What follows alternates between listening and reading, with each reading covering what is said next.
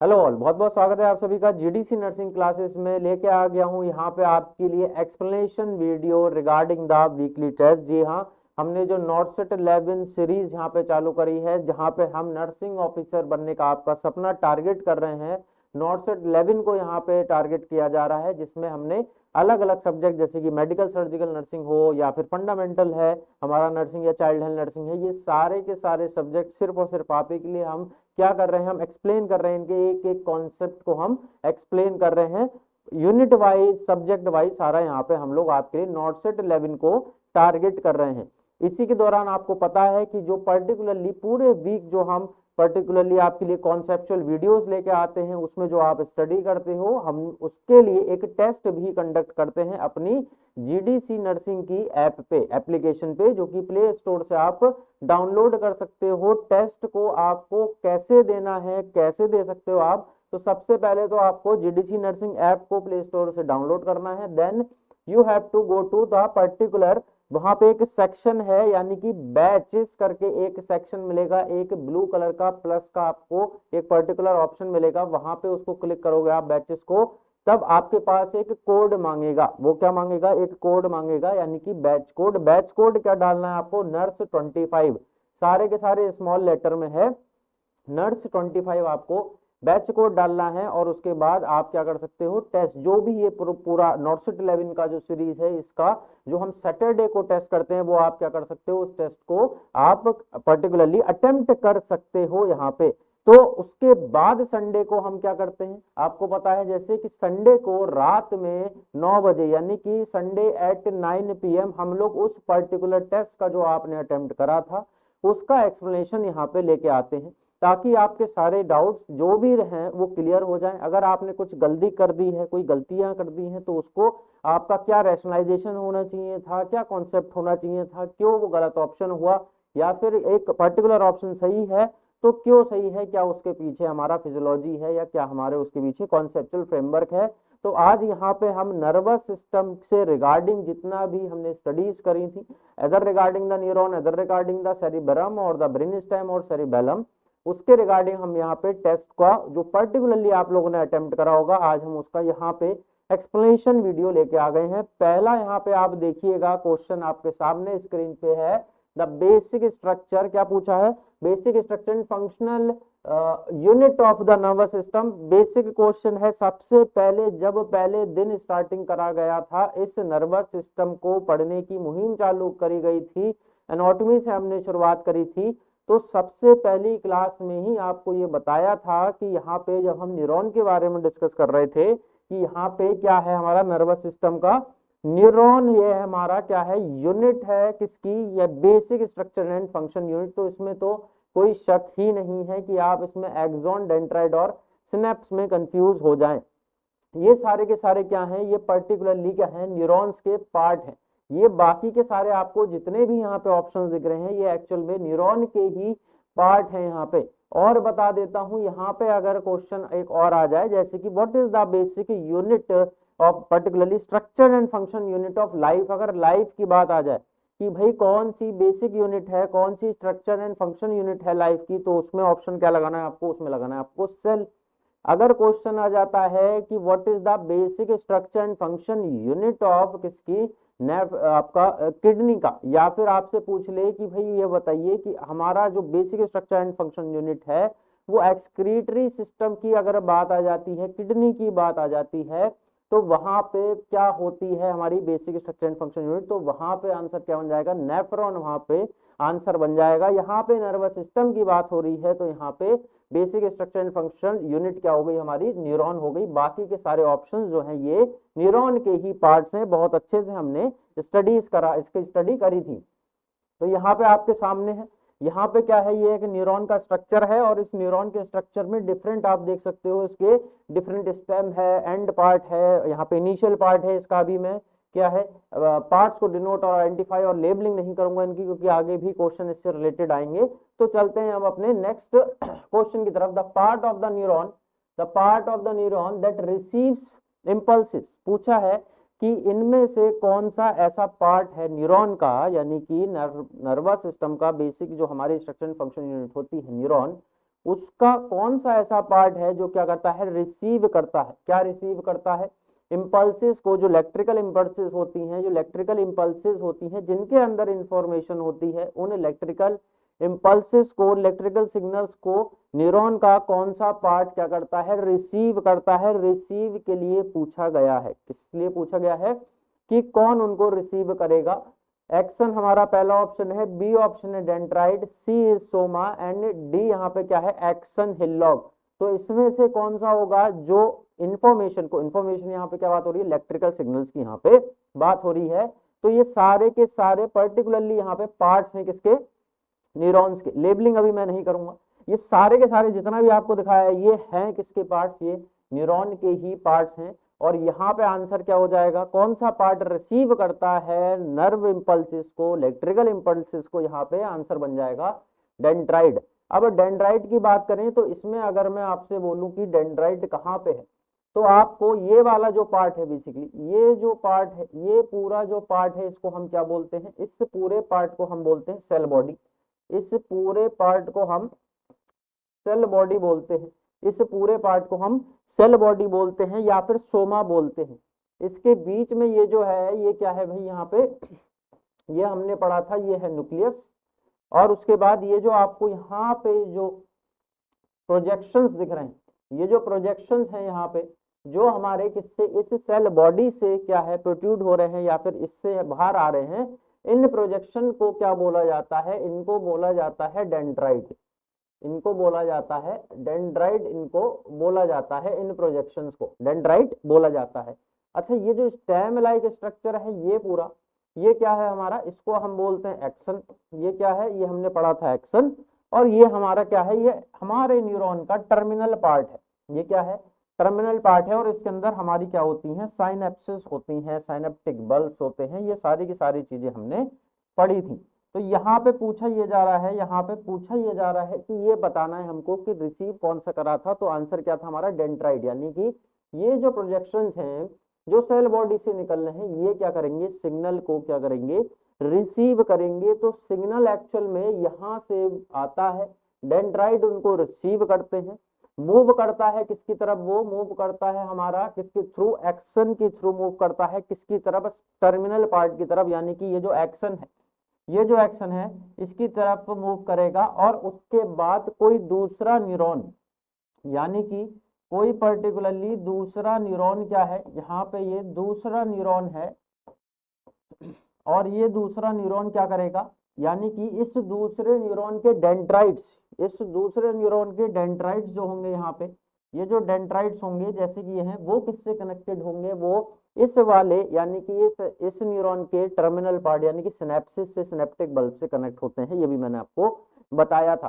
तो इंफॉर्मेशन जो फ्लो होती है, इलेक्ट्रिकल सिग्नल का जो फ्लो रहता है वो कैसे रहता है, वो आपका इस वे में रहता है। यानी कि पहले डेंड्राइट रिसीव करेगा, फिर वो इंफॉर्मेशन ये एक्शन में, ये स्टेम से पास होगी, टर्मिनल एंड पे पास होगी। और उसके बाद यहाँ से हमने एसिटाइलकोलामाइन और डिफरेंट न्यूरोट्रांसमीटर्स के बारे में पढ़ा था, जो कि ट्रांसफर करते हैं सिनेप्टिक क्लेफ्ट के थ्रू दूसरे न्यूरॉन में। अब दूसरा न्यूरॉन में भी कहाँ पे इंफॉर्मेशन सबसे पहले रिसीव होगी, डेंड्राइट में ही रिसीव होगी, यानी कि डेंड्राइट्स में ही रिसीव होगी। तो यहाँ पे ये पर्टिकुलरली चीज आपको याद करनी है कि ये जो पार्ट है इसका न्यूरॉन का, डेंड्राइट्स, ये क्या करता है, ये इंफॉर्मेशन को, ये डेंड्राइट नर्व इंपल्सेस को, इंफॉर्मेशन को रिसीव करने का काम करता है। बात करते हैं हम अपने थर्ड क्वेश्चन पे। The axon is connected to the cell body.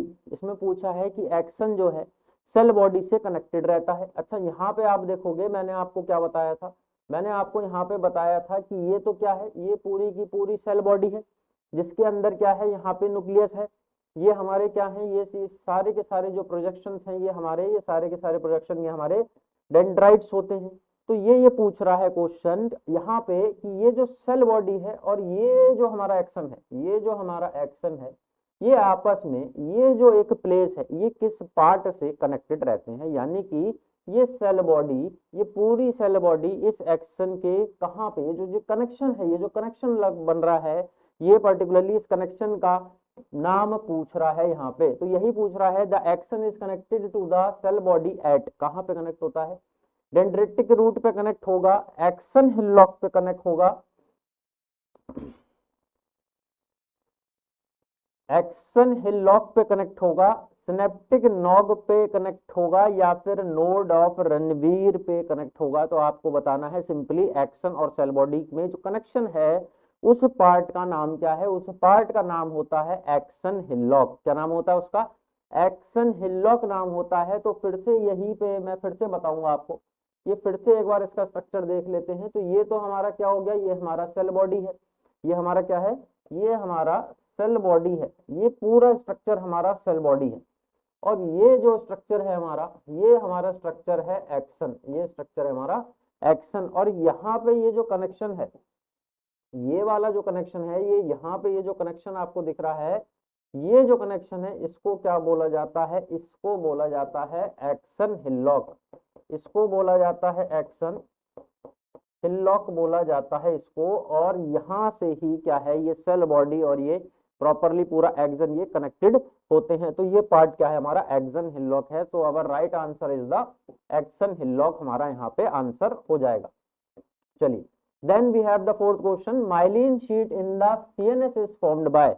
पूछा क्या है यहाँ पे ये पूछ लिया है कि माइलिन शीट जो है सीएनएस में, यानी कि सेंट्रल नर्वस सिस्टम में, वो किससे मिलके बनी होती है या कौन बनाता है। यहाँ पे ऑप्शन है आपके पास श्वान सेल, ऑप्शन बी है आपके पास माइक्रोग्लिया, सी है आपके पास oligodendrocytes and D is the astrocyte. यहाँ पे आपको चार ऑप्शंस दिए हैं, जिसमें से ज्यादातर ये जो है ये सेल्स हैं जिनको न्यूरोग्लियल सेल्स बोलते हैं, या फिर सपोर्टिंग स्ट्रक्चर सेल्स बोलते हैं इनको, ऑफ नर्वस सिस्टम। इन चारों में से पूछा यह है कि जो माइलिन शीट होती है, अब आपको पहले ये पता होनी चाहिए कि माइलिन शीट क्या है, क्या काम करती है, कहाँ पे होती है। तो पूछा यह है कि माइलिन शीट जो सेंट्रल नर्वस सिस्टम की, कहाँ की माइलिन शीट की बात हो रही है? सेंट्रल नर्वस सिस्टम की माइलिन शीट की बात हो रही है, पेरिफेरल नर्वस सिस्टम की बात नहीं कर रहा है। यहाँ पे बात कर रहा है myelin sheath central nervous system में किससे बनी होती है। Schwann cell, microglia, oligodendrocyte and the last D option is the astrocyte. तो आंसर क्या होने वाला है? यहाँ पे जब हमने पढ़ा था तो मैंने आपको दो चीजें बताई थी कि माइलिन शीट जो पर्टिकुलरली न्यूरॉन्स की एक्शन की कवरिंग होती है। पहले तो अच्छे ये समझते हैं कि ये माइलिन शीट क्या है। तो आपको यहाँ पे जो दिख रहा है, आपको यहाँ पे मैं समझा देता हूँ। ये पर्टिकुलरली ये हमारा क्या था, फिर से मैं बता रहा हूँ, ये क्या था हमारा, ये जो स्टेम थी ये हमारा एक्शन है। इसको क्या बोलते हैं? इसको एक्शन बोलते हैं। तो यहाँ पे ये जो आपको ये जो कवरिंग दिख रही है, ये जो आपको कवरिंग दिख रही है, ये जो आपको कवरिंग दिख रही है, ये पूरी की पूरी कवरिंग है और इसके बीच में गैप्स भी हैं। तो ये जो कवरिंग है ये क्या है? ये एक्चुअल में क्या है? ये हमारी माइलिन शीट है। किसकी? ये हमारी माइलिन शीट है। किसकी? न्यूरॉन की। ये हमारी माइलिन शीट है, न्यूरॉन की ये माइलिन शीट है। तो माइलिन शीट कहाँ होती है? एक्शन की कवरिंग होती है, अराउंड द एक्शन, एक्शन के चारों तरफ होती है। तो यहाँ पे क्वेश्चन ये पूछ रहा था कि ये जो माइलिन शीट है इसको पर्टिकुलरली कौन बनाता है। अब यहाँ पे दो कॉन्सेप्ट है कि सेंट्रल नर्वस सिस्टम में जो न्यूरॉन्स होते हैं उनकी माइलिन शीट जो होती है उनको फॉर्म्ड या उनको सपोर्ट एक अलग तरीके का सेल करता है। और पेरिफेरल नर्वस सिस्टम में जो ये पर्टिकुलर न्यूरॉन्स होते हैं पेरिफेरल नर्वस सिस्टम में, उनकी जो माइलिन शीट होती है उनको सपोर्ट या उसका उस माइलिन शीट का फॉर्मेशन जो है किसी और तरीके के सेल के थ्रू होता है। तो यहाँ पे पूछा यह है, सेंट्रल नर्वस सिस्टम के बारे में पूछा है। तो आंसर ये हो जाएगा हमारा ओलिगोडेंड्रोसाइट्स। तो oligodendrocyte are responsible to form the myelin sheath of the neurons which are present in the central nervous system. Central nervous system में जो न्यूरॉन्स होंगे उनका जो माइलिन शीट है उसका प्रोटेक्शन, उसका पर्टिकुलर सपोर्ट, उसका formation is responsible by the oligodendrocyte. तो ये आपको याद रखना है। नेक्स्ट क्वेश्चन आपके सामने आ गया है, सिमिलर क्वेश्चन है, जगह बदल गई है। क्या जगह बदल गई है? क्वेश्चन पे ध्यान देना, यहाँ पे क्वेश्चन पे ध्यान देना। Myelin sheath in the PNS पूछ लिया है। क्या पूछा? पीएनएस पूछ लिया। पीएनएस क्या है? यानी कि क्या पूछ रहा है? ये पूछ रहा है कि पेरिफेरल नर्वस सिस्टम के बारे में बात हो रही है अब। तो पेरिफेरल नर्वस सिस्टम के जो न्यूरॉन है इनकी जो माइलिन शीट है उसको फॉर्म्ड कौन करता है, उसको कौन बनाता है। तो यहाँ पे किसके बारे में पूछा है? पेरिफेरल नर्वस सिस्टम की जो माइलिन शीट है, ये जो माइलिन शीट है इसको कौन सा सेल जो है सपोर्ट करता है। चार ऑप्शन आपके पास हैं, Schwann cell, microglia, oligodendrocyte, ependymal cell. तो सेम ऑप्शन है आपके पास। बट नाउ आपको ये पता है कि सेंट्रल नर्वस सिस्टम की कौन करता था? ओलिगोडेंड्रोसाइट करता था सेंट्रल नर्वस सिस्टम की। तो ये तो है नहीं, ये तो बिल्कुल नहीं है। अब अल्टीमेटली अगर आप एलिमिनेशन, अगर आप क्या करें, एलिमिनेशन का अपना फंडा अपनाएं या ट्रिक अपनाएं, तो एलिमिनेट करने के लिए आपको सबसे पहले तो क्या है कि तीनों ही ज्यादातर जो ऑप्शंस हैं, जो आपको एक पर्टिकुलर ऑप्शन ठीक लग रहा है, उसके अलावा जो तीनों ऑप्शंस हैं उनको एलिमिनेट करने के लिए आपको सारे ऑप्शन के बारे में नॉलेज होनी चाहिए। तो elimination basically is the hardest method. Tricks में अगर मैं बात करूं यहाँ पे सॉल्व करने की, तो यहाँ पे ओलिगोडेंड्रोसाइट अगर आपको पता है कि सेंट्रल नर्वस सिस्टम के जो न्यूरॉन्स होते हैं उनकी माइलिन शीट बनाता है, तो पर्टिकुलरली यहाँ पे ये तो एलिमिनेट हो गया है। But if you don't know about the ependymal cell कि ये क्या करते हैं, एपिडाइमल सेल ये क्या करते हैं, एपिडाइमल सेल ये लाइनिंग को, जो वेंट्रिकल्स होते हैं उनकी लाइनिंग बनाते हैं, तो एक तरीके से ये भी हमारा ऑप्शन कट जाएगा। अच्छा, माइक्रोग्लिया क्या करता है, ये फेगोसाइटोसिस काइंड ऑफ सेल होता है। तो हमारे पास एक ऑप्शन बचा भाई श्वान सेल, हमारे पास ये ऑप्शन बचा, तो यहाँ पे आंसर हो जाएगा श्वान सेल। तो अब आपके पास दोनों चीजें हैं। अब आप समझ जाइए कि सीएनएस की न्यूरॉन्स की माइलिन शीट कौन बनाता है, ओलिगोडेंड्रोसाइट। और यहाँ पे बात करें पेरिफेरल नर्वस सिस्टम की न्यूरॉन की माइलिन शीट कौन बनाता है, श्वान सेल बनाते हैं। ये देख लीजिए यहाँ पे आप लोगों को क्या है, एक इमेज दिख जाएगी। इस इमेज में क्या दिखाया गया है, इमेज में दिखाया गया है कि ये क्या है, ये हमारे पास ये पर्टिकुलरली एक्शन है। ये क्या है, ये एक्शन है। और इसके चारों तरफ आप देख रहे हो जो मैं बता रहा था, ये हमारी माइलिन शीट है, ये हमारी माइलिन शीट है। माइलिन शीट के अंदर बहुत सारी लेयरिंग होती है और उस लेयर्स को क्या बोला जाता है, उस पर्टिकुलर न्यूरोलेमाना बोला जाता है, न्यूरोलेमिना बोला जाता है। और इस शीट के अंदर, इस शीट के अंदर ये जो सेल है ये एम्बेडेड रहता है। एम्बेडेड मतलब इसके अंदर रहता है इस शीट के, और इस सेल को बोलते हैं श्वान सेल बोलते हैं। बट ये कौन से न्यूरॉन की माइलिन शीट में आपको मिलेगा, ये मिलेगा पेरिफेरल नर्वस सिस्टम ओनली। तो Schwann cell, PNS, oligodendrocytes, CNS, तो ये हमारा यहाँ पे करेक्ट आंसर था। Now coming to the sixth question, node of Ranvier helps in, node of Ranvier क्या है, और ये पर्टिकुलरली अगर आपको नहीं पता तो थोड़ा सा टिपिकल होने वाला है। अब यहाँ पे पूछ क्या रहा है, यहाँ पे फंक्शनिंग पूछी गई है, किसकी, नोड ऑफ रणवीर की फंक्शनिंग पूछी गई है। क्या पूछ रहा है कि ये जो नोड ऑफ रणवीर है ये किसमें हेल्प करता है। Option A synapse formation, B saltatory conduction, option C myelin synthesis, option D CSF production. तो यहाँ पे चारों ही चारों ऑप्शन यहाँ पे आपसे पूछ लिया है, और फिजियोलॉजिकल सारे के सारे यहाँ पे क्या है, आपके फंक्शंस दे दिए हैं, किसके, अलग अलग तरीके के फंक्शन दे दिए हैं। तो आपको पता लगाना है कि नोड्स ऑफ रणवीर का एक्चुअल में फंक्शन है क्या। तो पहला है साइनेप्स फॉर्मेशन। अच्छा, ये साइनेप्स फॉर्मेशन वाली बात है, तो साइनेप्स फॉर्मेशन वाली बात है, तो साइनेप्स फॉर्मेशन का क्या मतलब है, तो सपोज करिए ये पर्टिकुलरली क्या है, ये पर्टिकुलरली एक न्यूरॉन है, ये क्या है, पर्टिकुलरली एक न्यूरॉन है, और ये इसका क्या है, ये इसका एक्सॉन है, और यहाँ पे इसका टर्मिनल एंड होता है, यहाँ पे इसका टर्मिनल एंड है। ये हमारा सेल बॉडी है, बीच में ये क्या है, इस न्यूरॉन के बीच में है इसके न्यूक्लियस, ये पूरा हमारा सेल बॉडी है। ये हमने पढ़ा था, ये जो प्रोजेक्शंस होते हैं इनको क्या बोलते हैं, इनको बोलते हैं डेंड्राइट्स, इनको डेंड्री, एक सिंगल या फिर बहुत सारे प्लूरल को डेंड्राइट्स बोलते हैं। बीच में हमारे क्या हो गया, यहाँ पे न्यूक्लियस हो गया है बीच में। और पर्टिकुलरली ये हमारा क्या है, ये पूरा हमारा एक्शन है। ये क्या हो गया हमारा, ये स्टेम क्या है, एक्शन है। ये एक्शन और सेल बॉडी जहाँ से कनेक्ट होते हैं तो वो क्या होता है हमारा, ये जो सेल बॉडी है और ये एक्शन है, इसका जो कनेक्शन है, ये मिलके ये जगह क्या बनाती है, इसको बोलते हैं एक्शन हिलॉक। ये अभी हमने पढ़ा था, तो एक्शन हिलॉक है हमारे पास।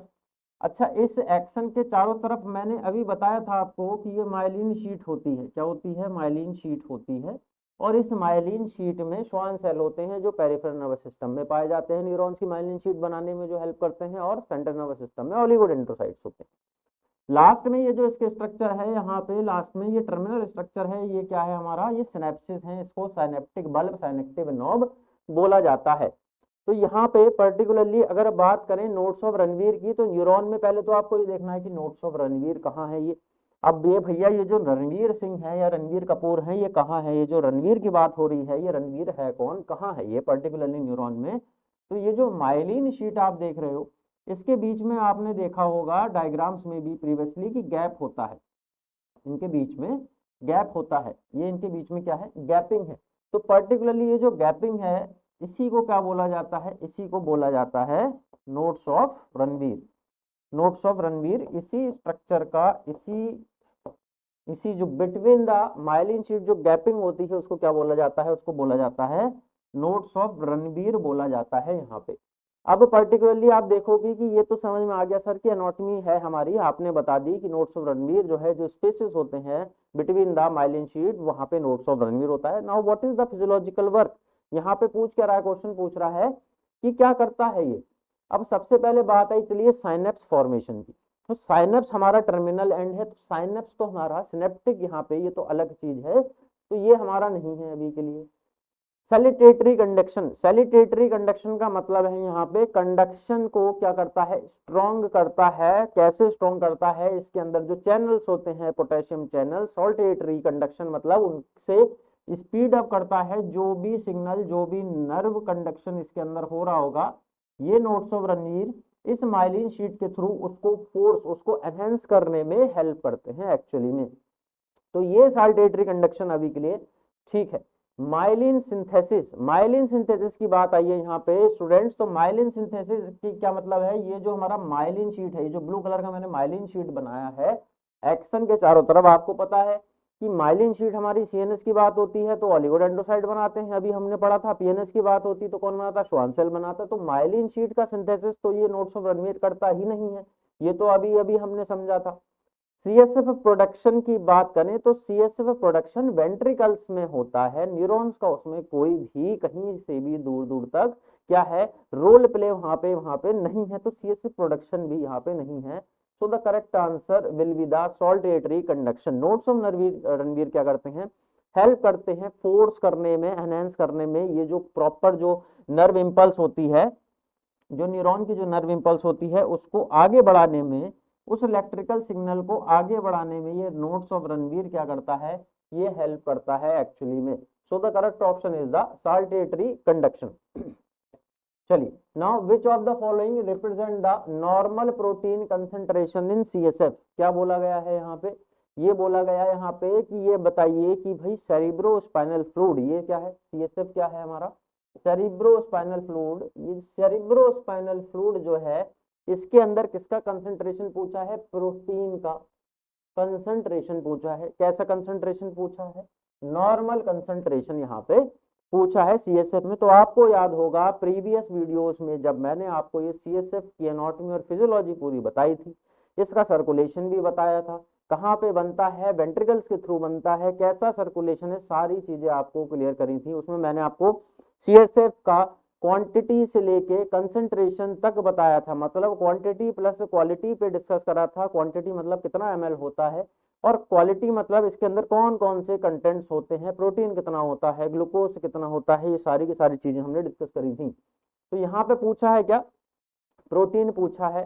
तो यहाँ पे करेक्ट आंसर क्या होगा, ए ऑप्शन यहाँ पे क्या है हमारा 1545 mg पर डेकालीटर, बी ऑप्शन क्या है 100 to 100 mg per deciliter, C option is 300 to 500 mg per deciliter, and the last option the below 10 mg पर डेकालीटर। करेक्ट आंसर क्या होगा आप यहाँ पे 15 से 45 mg पर डेकालीटर क्या है आपका एक नॉर्मल क्या है क्वांटिटी है प्रोटीन की। तो आपको सारी क्वांटिटी याद होनी चाहिए, जैसे ग्लूकोज की कितनी होती है, उसके अंदर ग्लूकोसाइड्स अगर हैं तो कितने हैं, अगर उसके अंदर पर्टिकुलरली जितने भी कंटेंट्स हैं आपका, चाहे सोडियम हो चाहे पोटेशियम हो, सबके बारे में पूछ सकता है। बट प्रोटीन और ग्लूकोज ज्यादातर प्रेफर करे जाते हैं एग्जामिनेशंस में यहाँ पे। तो प्रोटीन का नॉर्मल कंसेंट्रेशन सीएसएम में कितना है 15 to 45 mg पर decalitre. Now coming to the multipolar neurons are present in, बात क्या हो रही है यहाँ पे, मल्टीपोलर न्यूरॉन्स की बात हो रही है। मल्टीपोलर न्यूरॉन की जब यहाँ पे बात हो रही है तो मुझे एक चीज याद आ गई कि वीडियो में हमने क्या पढ़ा था, मैंने आपको डिफरेंट टाइप्स ऑफ क्या बताए थे, न्यूरॉन्स बताए थे। ऑन द बेसिस ऑफ क्या बताए थे, मैंने एक्टिविटी के हिसाब से भी बताए थे, और मैंने आपको ये भी बताया था कि ऑन द बेसिस ऑफ जो इनके जो एंड्स होते हैं, जो इनके पोलर एंड होते हैं, जो इनका एक्सन होता है या इनका सेल बॉडी होती है, यानी कि एनाटॉमिकल बेसिस पे, स्ट्रक्चरल बेसिस पे हमारा क्या है न्यूरॉन का क्लासिफिकेशन होता है। तो उसी में एक क्लासिफिकेशन था मल्टीपोलर न्यूरॉन्स। तो यही पूछा है इसमें कि मल्टीपोलर न्यूरॉन्स जो हैं वो कहाँ पे प्रेजेंट रहते हैं, यानी कि लोकेशन पूछा है, साइट ऑफ एग्जिस्टेंस पूछा है किसका, मल्टीपोलर यहाँ पे न्यूरॉन्स का। रेटिना है हमारा पहला ऑप्शन, B option is the cerebral cortex, C option is the dorsal root ganglion और the D option is the optic nerve. तो पूछा क्या है यहाँ पे, आपको सिर्फ और सिर्फ ये बताना है कि यहाँ पे लोकेशन क्या है, किसकी लोकेशन पूछा है, न्यूरॉन की। और कैसे न्यूरॉन की, मल्टीपोलर न्यूरॉन की। तो यहाँ पे एक्चुअल में जो मल्टीपोलर न्यूरॉन्स हैं वो ज्यादातर एबुडेंटली यानी कि कहाँ पे डोमिनेंट करते हैं, कहाँ पे सबसे ज्यादा क्वांटिटी में रहते हैं, वो है हमारा सेरिब्रल कॉर्टेक्स। सेरिब्रल कॉर्टेक्स में ज्यादातर आपको बहुत सारे मल्टीपोलर क्या है न्यूरॉन्स देखने को मिल जाएंगे। सामने आपके इमेज है, इस इमेज में क्या दिखाया जा रहा है, इस इमेज में ये दिखाया जा रहा है कि कितने तरीके के न्यूरॉन्स हो सकते हैं on the basis of the anatomical structure, और वीडियो में मैंने अच्छे से आपको एक्सप्लेन करा था। यूनिपोलर की अगर हम बात करें तो यूनिपोलर में आप देखोगे यहाँ पे तो एक पर्टिकुलरली सेल बॉडी आपको यहाँ पे दिखेगा, ये सेल बॉडी है और उसके थ्रू यहाँ पे एक्शन है और यहाँ पे हमारा टर्मिनल एंड है यानी कि सिनेप्टिक हमारा यहाँ पे नर्व है। उसके बाद ये सेल बॉडी है और इसके दो एक्शन यहाँ से निकलने हैं, तो ये कैसा हो गया, बाइपोलर हो गया, यानी कि यहाँ पे दो पोल्स हो गए हैं, बाइपोलर इसको बोल दिया जाएगा।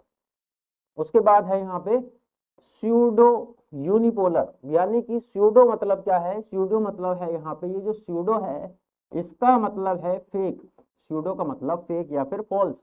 तो स्यूडो यूनिपोलर मतलब देखने में यूनिपोलर है बट एक्चुअल में माइक्रोस्कोपिक स्ट्रक्चर ऐसा होता नहीं है इसका, यानी कि ये सेल बॉडी है और ये इसको ऐसा लगा यहाँ से एक्शन निकला है और ऐसा लगा कि ये क्या है, ये तो यूनिपोलर है, बट आगे जाके ये किस में डिवाइड हो रहा है, ये दो पोल्स में डिवाइड हो रहा है। तो ये क्या है, स्यूडो है, it's a fake kind of neuron which actually is a bipolar. तो इसको बोलते हैं, ऐसे न्यूरॉन्स को क्या बोलते हैं, स्यूडो यूनिपोलर बोला जाता है।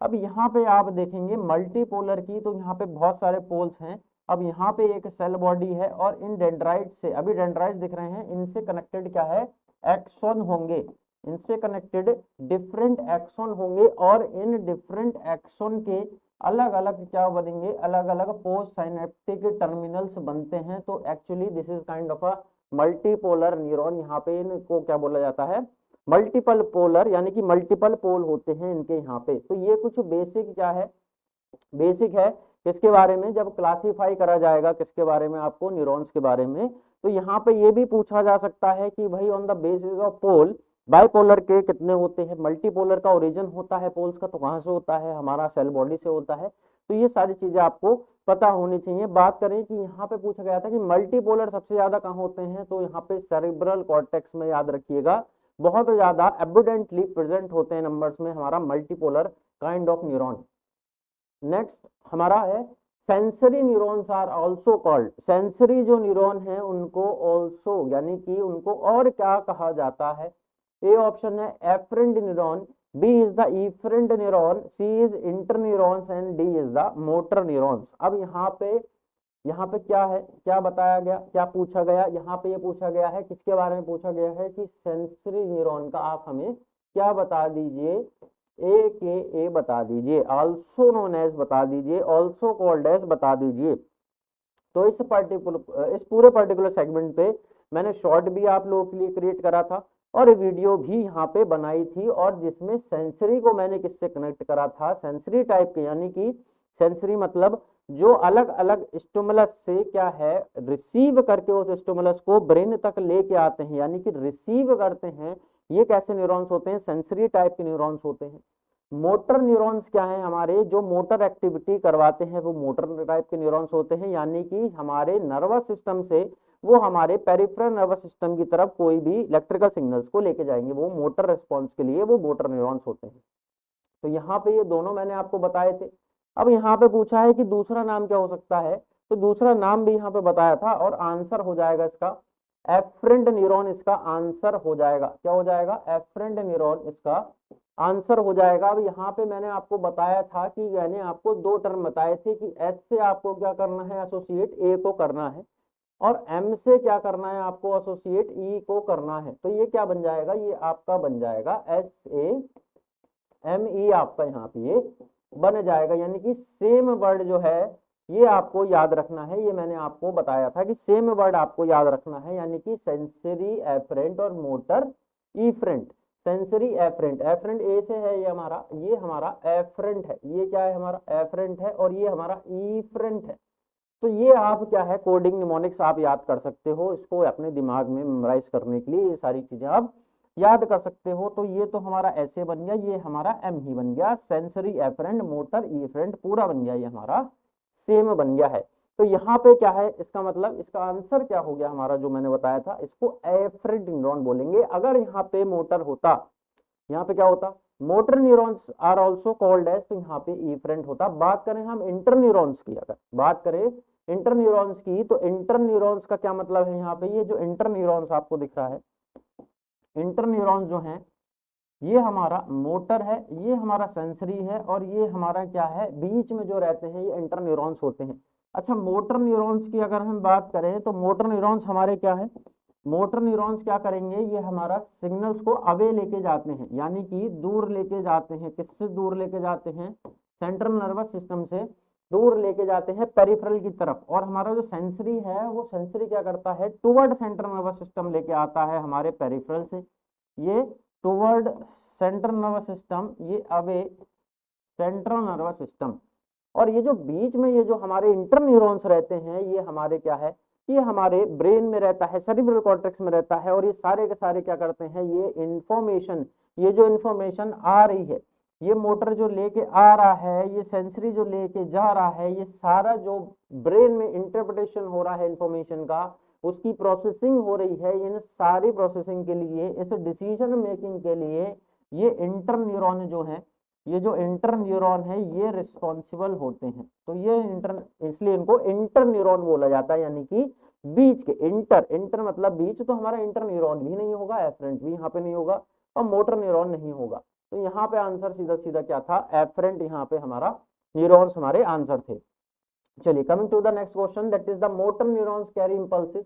मोटर न्यूरॉन्स के बारे में पूछा है, क्या पूछा है कि जो मोटर न्यूरॉन्स होते हैं कैरी इंपल्सिस, वो इंपल्स को कैरी करते हैं, ए सीएनएस की तरफ, be away from CNS, CNS से दूर ले जाते हैं, बिटवीन न्यूरॉन्स, बिटवीन न्यूरॉन्स वहां पे इंफॉर्मेशन का इंटरप्रिटेशन होता है टू ब्रेन ओनली, या फिर ब्रेन तक ही वहां पे लेके जाया जाता है। तो अभी अभी डिस्कस हुआ है, अभी अभी डिस्कस हुआ है। आंसर क्या है इसका, आंसर सीधा सीधा है, ये जो हमारे पर्टिकुलरली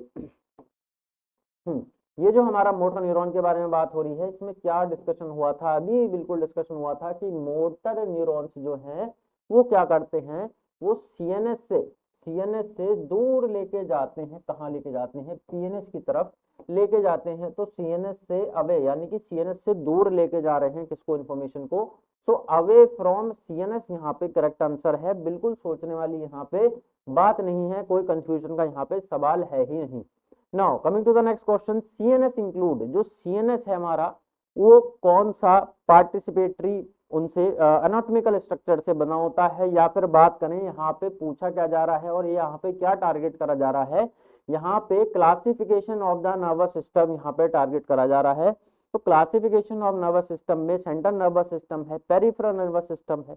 सेंट्रल नर्वस सिस्टम के कुछ पार्ट बताए थे मैंने आपको, पेरिफेरल नर्वस सिस्टम के भी आगे मैंने क्लासिफिकेशन बताया था, और उसके बाद उसका सब डिविजन्स भी थे। तो यहाँ पे पूछा क्या है, यहाँ पे पूछा है कि सीएनएस जो है उसके अंदर क्या क्या होता है, A brain and spinal cord, B spinal nerve only, C cranial nerves only, या डी ऑल द नर्व्स जो है सारी की सारी नर्व वो सेंट्रल नर्वस सिस्टम में ही आती हैं। तो यहाँ पे आंसर क्या हो जाएगा, ब्रेन एंड स्पाइनल कॉर्ड यहाँ पे आंसर हो जाएगा। तो यहाँ पे आपको ध्यान रखना है कि अगर हम नर्वस सिस्टम की बात करें तो नर्वस सिस्टम हमारा पेरिफेरल नर्वस सिस्टम है और सेंट्रल नर्वस सिस्टम है। क्या क्या है, पेरिफेरल नर्वस सिस्टम है और सेंट्रल नर्वस सिस्टम है। और सेंट्रल नर्वस सिस्टम के अंदर दो हमारे पार्ट आते हैं, एक आता है हमारा ब्रेन और एक आता है हमारा स्पाइनल कॉर्ड। हमने ब्रेन तक की सारी स्टडी अभी तक कर ली है, आगे वाली आने वाली क्लासेस में हम लोग स्पाइनल कॉर्ड को टारगेट करेंगे।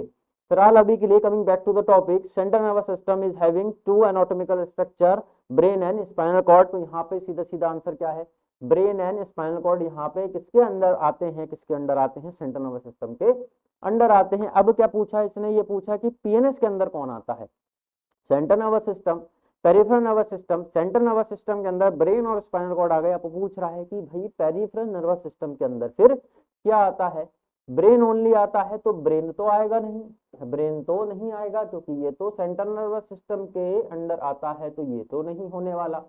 स्पाइनल कॉर्ड ओनली, तो ये भी सेंट्रल नर्वस सिस्टम के अंडर में आता है, तो ये ऑप्शन भी करेक्ट हो जाएगा। क्रेनियल एंड स्पाइनल नर्व्स, यानी कि क्रेनियल नर्व्स, यानी कि जो क्रेनियल यानी ब्रेन से जो नर्व ओरिजिनेट होती हैं क्या वो, प्लस स्पाइनल नर्व्स यानी कि स्पाइन से जो नर्व ओरिजिनेट होती हैं या तो वो। तो यहाँ पे अभी हम लोग इसके बारे में नहीं बात करते हैं, बिकॉज यहाँ पे श्योरिटी नहीं है, इन दोनों की हमारे पास श्योरिटी थी, तो हमने इस ऑप्शन को एलिमिनेट कर दिया है। डी ऑप्शन जो हमारा लास्ट है वो है सेरिबेलम। अच्छा, सेरिबेलम जो है वो हमारे ब्रेन का ही पार्ट है, मैंने बताया था आपको, सेरिबेलम है, सेरिब्रम है और उसके बाद ब्रेन स्टेम होती है, तो ये तो ब्रेन का ही पार्ट है, it's a part of a brain, तो ये तो हो ही नहीं सकता क्योंकि ब्रेन तो हमारा सेंट्रल नर्वस सिस्टम में आता है और स्पाइनल कॉर्ड भी हमारी सेंट्रल नर्वस सिस्टम में आती है, तो एक ही ऑप्शन हमारे पास रह गया। This is a trick of eliminating the options to get your correct और right answer, so the option C is correct, कि पेरिफेरल नर्वस सिस्टम में जो ब्रेन से, यानी कि अब क्या हो गया यहाँ पे, अब यहाँ पे क्या बता दिया इसने, यहाँ पे ये है कि पेरिफेरल नर्वस सिस्टम जो है उसके अंदर जो पर्टिकुलरली जो ब्रेन से, ये जो हमारा ब्रेन है और ये जो हमारा स्पाइनल कॉर्ड है, ब्रेन और स्पाइनल कॉर्ड, इससे जो नर्व्स निकलती हैं, ओरिजिनेट होती हैं, पेरिफेरल नर्वस सिस्टम में ब्रेन और स्पाइनल कॉर्ड नहीं आती है, वो सेंट्रल नर्वस सिस्टम का पार्ट है। बट पेरिफेरी, यानी कि पेरिफेरी का मतलब क्या होता है हमारा, अवे फ्रॉम द सेंटर। भाई सेंटर की अगर बात करें, सेंट्रल नर्वस सिस्टम, तो सेंटर तो हमारा ये है बिल्कुल middle, that middle line is the centre, तो मिड में बिल्कुल ब्रेन है और पीछे हमारी वर्टिब्रा में जो है पूरी क्या है वो स्पाइनल कॉर्ड रन होती है, तो वो तो उसके पार्ट है। अब बात हुई पेरिफेरी की, सेंटर से away, away from the centre, तो ये जो स्पाइनल कॉर्ड है इसके अंदर से जो नर्व्स निकलती हैं इस स्पाइनल कॉर्ड से, वो हमारी कहाँ पे किस में आती हैं, पेरिफेरल नर्वस सिस्टम में आती हैं। और इस ब्रेन से जो भी नर्व निकलती हैं, यानी कि जिनको हम क्रेनियल नर्व बोलते हैं, जिनको क्रेनियल नर्व बोलते हैं हम लोग, वो सारा का सारा पेरिफेरल नर्वस सिस्टम का यहाँ पे पार्ट है, तो करेक्ट आंसर हो जाएगा cranial and spinal nerve includes in the peripheral nervous system. ठीक, now coming to the next, sympathetic nervous system is a part of, क्या पूछा है, सिंपैथेटिक नर्वस सिस्टम पूछा है कि किसका पार्ट है ये अल्टीमेटली। तो सिंपैथेटिक नर्वस सिस्टम के अगर हम बारे में बात करें, तो यहाँ पे क्लासिफिकेशन मैंने आप लोगों को बताया था और पूरे उसके सब डिविजन तक आपको सारी चीजें एक्सप्लेन करी थी वीडियोस के अंदर, कि यहाँ पे central nervous system, peripheral nervous system, फिर सेंट्रल नर्वस सिस्टम का अभी हमने पढ़ा brain and spinal cord, peripheral nervous system के हमने पढ़े cranial nerves and spinal nerve, उसके बाद पेरिफेरल सिस्टम के आगे भी सब डिविजन थे और उन सब डिविजन के आगे भी और भी सब डिविजन थे। तो यहाँ पे बात हो रही है सिंपैथेटिक नर्वस सिस्टम की, तो आपको पता होगा सिंपैथेटिक नर्वस सिस्टम की जब बात होती है तो दिमाग में एक और चीज आती है, एक और वर्ड आता है जिसको पैरासिम्पैथेटिक नर्वस सिस्टम बोला जाता है। तो sympathetic nervous system, parasympathetic nervous system, तो यहाँ पे पूछा है अभी सिंपैथेटिक नर्वस सिस्टम में बताइए कि यहाँ पे ये किसका पार्ट है, सेंट्रल नर्वस सिस्टम का पार्ट है, सोमैटिक नर्वस सिस्टम का पार्ट है, ऑटोनॉमिक नर्वस सिस्टम का पार्ट है, या फिर एंट्रिक नर्वस सिस्टम का पार्ट है। तो यहाँ पे सेंट्रल नर्वस सिस्टम जो है उसमें तो ब्रेन और स्पाइनल कॉर्ड होती है, सोमैटिक नर्वस सिस्टम क्या है, ऑटोनॉमिक क्या है, एंट्रिक क्या है। तो यहाँ पे अगर आपको नहीं पता, मैं इस बेसिस पे अभी यहाँ पे एलिमिनेशन लगा रहा हूँ जो हमने पढ़ लिया है अभी तक, तो हमें बाकी के ऑप्शन नहीं पता है, तो यहाँ पे एलिमिनेशन वाली ट्रिक मत लगाइएगा। अगर आपको सारे ऑप्शंस के बारे में अच्छे से डिटेल नॉलेज है, then you can go for this elimination trick, but यहाँ पे आंसर क्या हो जाएगा, ये सिंपैथेटिक नर्वस सिस्टम किससे बिलोंग करता है, ऑटोनॉमिक नर्वस सिस्टम से यहाँ पे ये बिलोंग करता है। So we have the parasympathetic nervous system plus the sympathetic nervous system.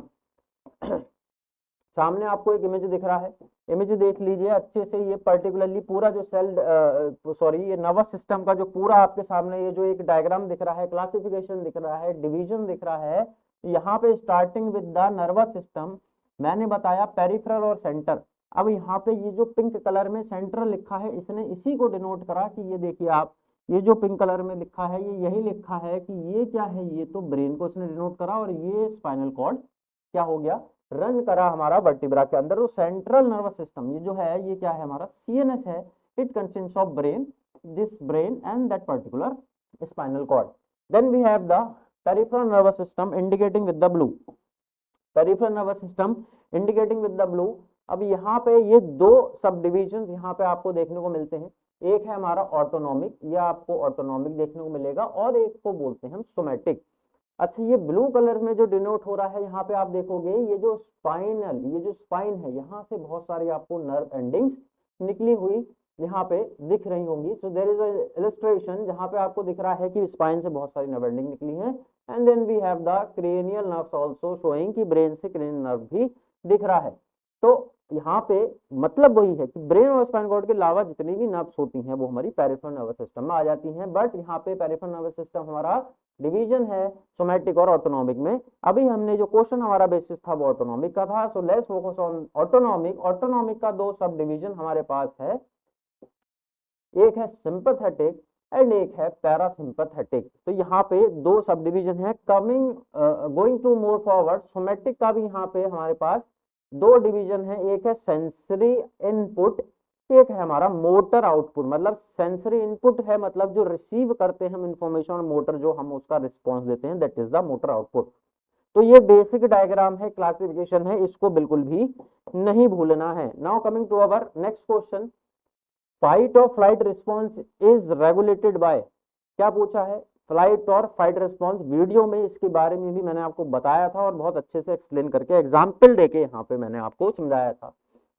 तो पूछ क्या रहा है, ये जो रिस्पॉन्स है फाइट और फ्लाइट का, यानी कि फाइट मतलब लड़ो, फ्लाइट मतलब उड़ जाओ, मतलब भाग जाओ, ये जो पर्टिकुलरली जो यूज करते हैं इस वर्ड को, ये जो रिस्पॉन्स है ये इसको कौन कंट्रोल करता है, कौन रेगुलेट करता है। Option A parasympathetic nervous system, option B is the sympathetic nervous system, option C is somatic nervous system and option D central nervous system। तो पूछ रहा है आपसे, ये नहीं पूछ रहा है कि आप ये बता दीजिए कि ये फाइट और फ्लाइट रिस्पॉन्स जो है ये किसका पार्ट है।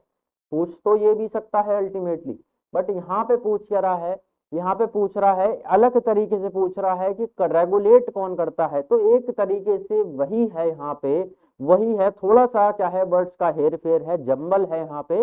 बात वही है, अगर आपको पता है कि पैरासिम्पैथेटिक, सिंपैथेटिक, सोमैटिक या सीएनएस, इसमें से कुछ में फाइट और फ्लाइट का ये फंक्शन होता है तो आपको वैसे ही पता होगा। तो यहाँ पे the correct answer is the sympathetic nervous system.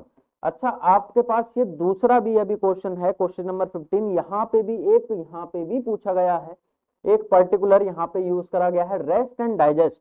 वहां पे क्या था, वहां पे था फ्लाइट और फाइट, यहाँ पे क्या है, यहाँ पे है रेस्ट एंड डाइजेस्ट। तो यहाँ पे भी सेम पूछ रहा है कि ये जो रिस्पॉन्स है उसको कौन क्या करता है, मीडिएटेड करता है। अब यहाँ पे देखिए मीडिएटेड वर्ड का बात आ गई, वहां पे क्या था, वहां पे क्या था भाई, वहां पे रेगुलेटेड था, वहां पे कंट्रोल था।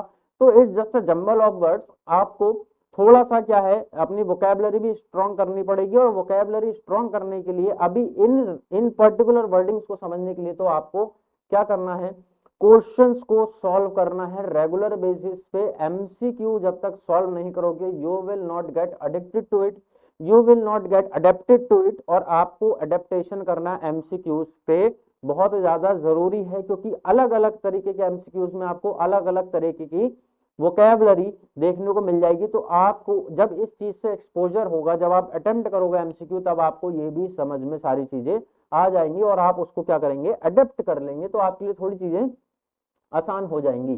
सो now we have the rest and digest. तो यहाँ पे पूछ रहा है कि ये किसका काम है, A sympathetic nervous system, B parasympathetic nervous system, C somatic nervous system और the D central nervous system. Basically all the options are same, but यहाँ पे फाइट और फ्लाइट नहीं पूछा, यहाँ पे पूछा है आपसे rest and digest. So the correct answer is the parasympathetic nervous system. अब यहाँ पे इन दोनों क्वेश्चन को अगर हम समझ लें कि सर ये sympathetic, parasympathetic, fight flight, rest and digest, बहुत कंफ्यूजन हो गया है, तो कंफ्यूजन तो मेरी क्लास में बिल्कुल हो ही नहीं सकता। जीडीसी नर्सिंग में आपके लिए यहाँ पे कंफ्यूजन के लिए कोई जगह नहीं है। Coming to the parasympathetic nervous system versus, यहाँ पे डिफरेंस आप जानेंगे, versus the sympathetic nervous system. तो यहाँ पे ये सारा का सारा चीजें ये किसके लिए है, पैरासिम्पैथेटिक के लिए है। On my this side we have the sympathetic nervous system. तो पहले पढ़ लेते हैं हम यहाँ पे पैरासिम्पैथेटिक नर्वस सिस्टम, और इसको हम क्या रिस्पॉन्स में बोलते हैं, इसको हम बोलते हैं रेस्ट एंड डाइजेस्ट। ये आपने पीछे वाले क्वेश्चन में अभी देखा था, ये क्या है, रेस्ट एंड डाइजेस्ट है, क्या है हमारा पैरासिम्पैथेटिक नर्वस सिस्टम। तो यहाँ पे क्या क्या चीजें आपको देखने को मिल सकती हैं, starting with the प्यूपिल size, pupillary size के बारे में बात करें तो यहाँ पे कंस्ट्रिक्शन देखने को मिलेगा, कंस्ट्रिक्शन देखने को मिलेगा। मैं यहाँ पे पहले लिख दे रहा हूँ, क्या लिख रहा हूँ मैं, ये क्या है, रेस्ट और digest, rest and digest, and then this is fight and flight. ये क्या है, फाइट या फिर फ्लाइट। तो ये हमारा क्या है, सिंपैथेटिक नर्वस सिस्टम है। तो हमारा पैरासिम्पैथेटिक में क्या है, कंस्ट्रिक्शन होता है प्यूपिल का। दूसरी तरफ अगर यहाँ पे बात कर लें, यहाँ पे क्या होगा, देखिए यहाँ पे डायलेट हो गई है प्यूपिल, डायलेट मतलब बड़ी हो गई है साइज में। स्टिमुलेट सलाइवा फ्लो, यानी कि सलाइवरी सिक्रेशन को बढ़ाता है। यहाँ पे क्या कर रहा है, यहाँ पे इनहिबिट कर रहा है, सलाइवरी सिक्रेशन को इनहिबिट कर रहा है, बंद कर रहा है, डिक्रीज कर रहा है, स्लो कर रहा है। यहाँ पे अब हार्ट रेट की बात आई है, तो हार्ट रेट को ये स्लो कर रहा है, हार्ट रेट को ये स्लो कर रहा है। और यहाँ पे क्या कर रहा है, ये हार्ट रेट को एक्सेलरेट कर रहा है। यहाँ पे क्या कर रहा है, आप देखोगे हार्ट रेट को एक्सेलरेट कर रहा है। Now coming to the bronchi, जो हमारी ब्रोंकाई का जो ल्यूमन होता है, जो ट्यूबिंग होती है, वो जो ल्यूमन होता है, उसका जो सर्कमफ्रेंस होता है, उसको कंस्ट्रिक्शन करता है कौन, पैरासिम्पैथेटिक नर्वस सिस्टम। मतलब जो हमारा ल्यूमन है, उसका जो साइज है, जो सर्कमफ्रेंस है, वो क्या होगा, कम होगा। On the other hand which is the sympathetic, यहाँ पे क्या होता है, यहाँ पे डायलेट लिखा हुआ है, ये डायलेट हो जाएगा, ये साइज जो है ये बढ़ जाएगा। Coming to the stomach, stimulate stomach, stimulate करता है स्टमक को, पैनक्रियास को स्टुमुलेट करता है, इंटेस्टाइन को स्टुमुलेट करता है, डिफरेंट जूसेस को सिक्रीट करवाता है यहाँ पे। तो यहाँ पे स्टुमुलेट कर रहा है पूरे जीआई सिस्टम को, प्लस स्टुमुलेट कर रहा है लिवर को, जिससे कि बाइल सिक्रीट होगा। On the other hand in the sympathetic, यहाँ पे भी स्टुमुलेट करा जाएगा पैनक्रियास को, स्टमक को, और उसके बाद क्या करा जाएगा, लिवर में बाइल सिक्रीशन नहीं है। यहाँ पे लिवर में क्या इंडिकेशन देखने को मिलेगा आपको, सिंपैथेटिक नर्वस सिस्टम में ग्लूकोज का फॉर्मेशन होगा, यहाँ पे ग्लूकोज का प्रोडक्शन होगा। कैसे होगा भाई ग्लूकोज का प्रोडक्शन, ये जो ग्लाइकोजन है ये कन्वर्ट होने लगेगा किसमें, ये कन्वर्ट होने लगेगा ग्लूकोज में, क्या होने लगेगा, कन्वर्ट होने लगेगा बाय द लिवर। और यहाँ पे क्या हो रहा था, यहाँ पे लिवर क्या स्टिमुलेट कर रहा था, बाइल, यानी कि बाइल जूसेस स्टिमुलेट कर रहा था। यहाँ पे ब्लैडर की बात हुई है पैरा में, तो कंस्ट्रैक्ट ब्लैडर, यानी कि ब्लैडर को कॉन्ट्रैक्ट करेगा। और यहाँ पे क्या कर रहा है, इनहिबिट ब्लैडर कॉन्ट्रैक्शन, इनहिबिट कर देगा ब्लैडर कॉन्ट्रैक्शन। इसका मतलब जो यूरिन है, यूरिन है, तो यूरिन यहाँ पे क्या है, यूरिन का जो आप कह सकते हो वॉइडिंग है, अर्जेंसी है, वॉइडिंग और अर्जेंसी वो यहाँ पे कम होगी, यहाँ पे कम देखने को मिलेगा। तो यहाँ पे आपको क्लियरली समझ आ रहा होगा कि इसको रेस्ट क्यों बोला जाता है स्टेज, इसको फाइट क्यों बोला जाता है। बिकॉज आप यहाँ पे देखोगे तो ये चीज पूरी फाइट के लिए, body is preparing for a fight response. तो यहाँ पे डायलेट कर दी है प्यूपिल्स, ताकि आंखों में पर्टिकुलरली क्या है, अच्छे से लाइट एंटर करे और विजन क्लियर हो। इनहिबिट सलाइवा फ्लो, सलाइवा कम है हमारी इस फाइट रिस्पॉन्स में। हार्ट रेट को एक्सेलरेट कर दिया है, क्यों कर दिया है, ताकि हर टिश्यू के बॉडी तक, बेसिकली मसल तक क्या पहुंचे, ऑक्सीजन पहुंचे, ग्लूकोज पहुंचे। और वो ग्लूकोज कौन बना रहा है, यहाँ पे लिवर बना रहा है, ग्लूकोज ये लिवर बना रहा है। तो बिल्कुल फाइट के लिए प्रिपरेटरी मैकेनिज्म है, लड़ने के लिए एकदम तैयार। स्टमक क्या स्टिमुलेट हो चुका है, पैनक्रियाटिक, ये इंटेस्टाइन स्टिमुलेट हो चुके हैं, लिवर ग्लूकोज बना रहा है। सीक्रेट एड्रेनलिन, ये चीज एक रह गई है, सीक्रेट एड्रेनलिन, एड्रेनलिन सीक्रेट होता है विच इज अ हार्मोन, जिसको हम बोलते हैं फाइट रिस्पॉन्स या फिर फ्लाइट रिस्पॉन्स। और ये एड्रेनलिन क्या करेगा, ये हार्ट रेट को बढ़ाएगा, और ज्यादा हार्ट रेट को बढ़ाएगा। और यूरिन का वॉइडिंग और क्या करेगा, यहाँ पे जो वॉइडिंग है, जो अर्जेंसी है, इस फाइट रिस्पॉन्स में क्या करेगा, वो कम कर देता है।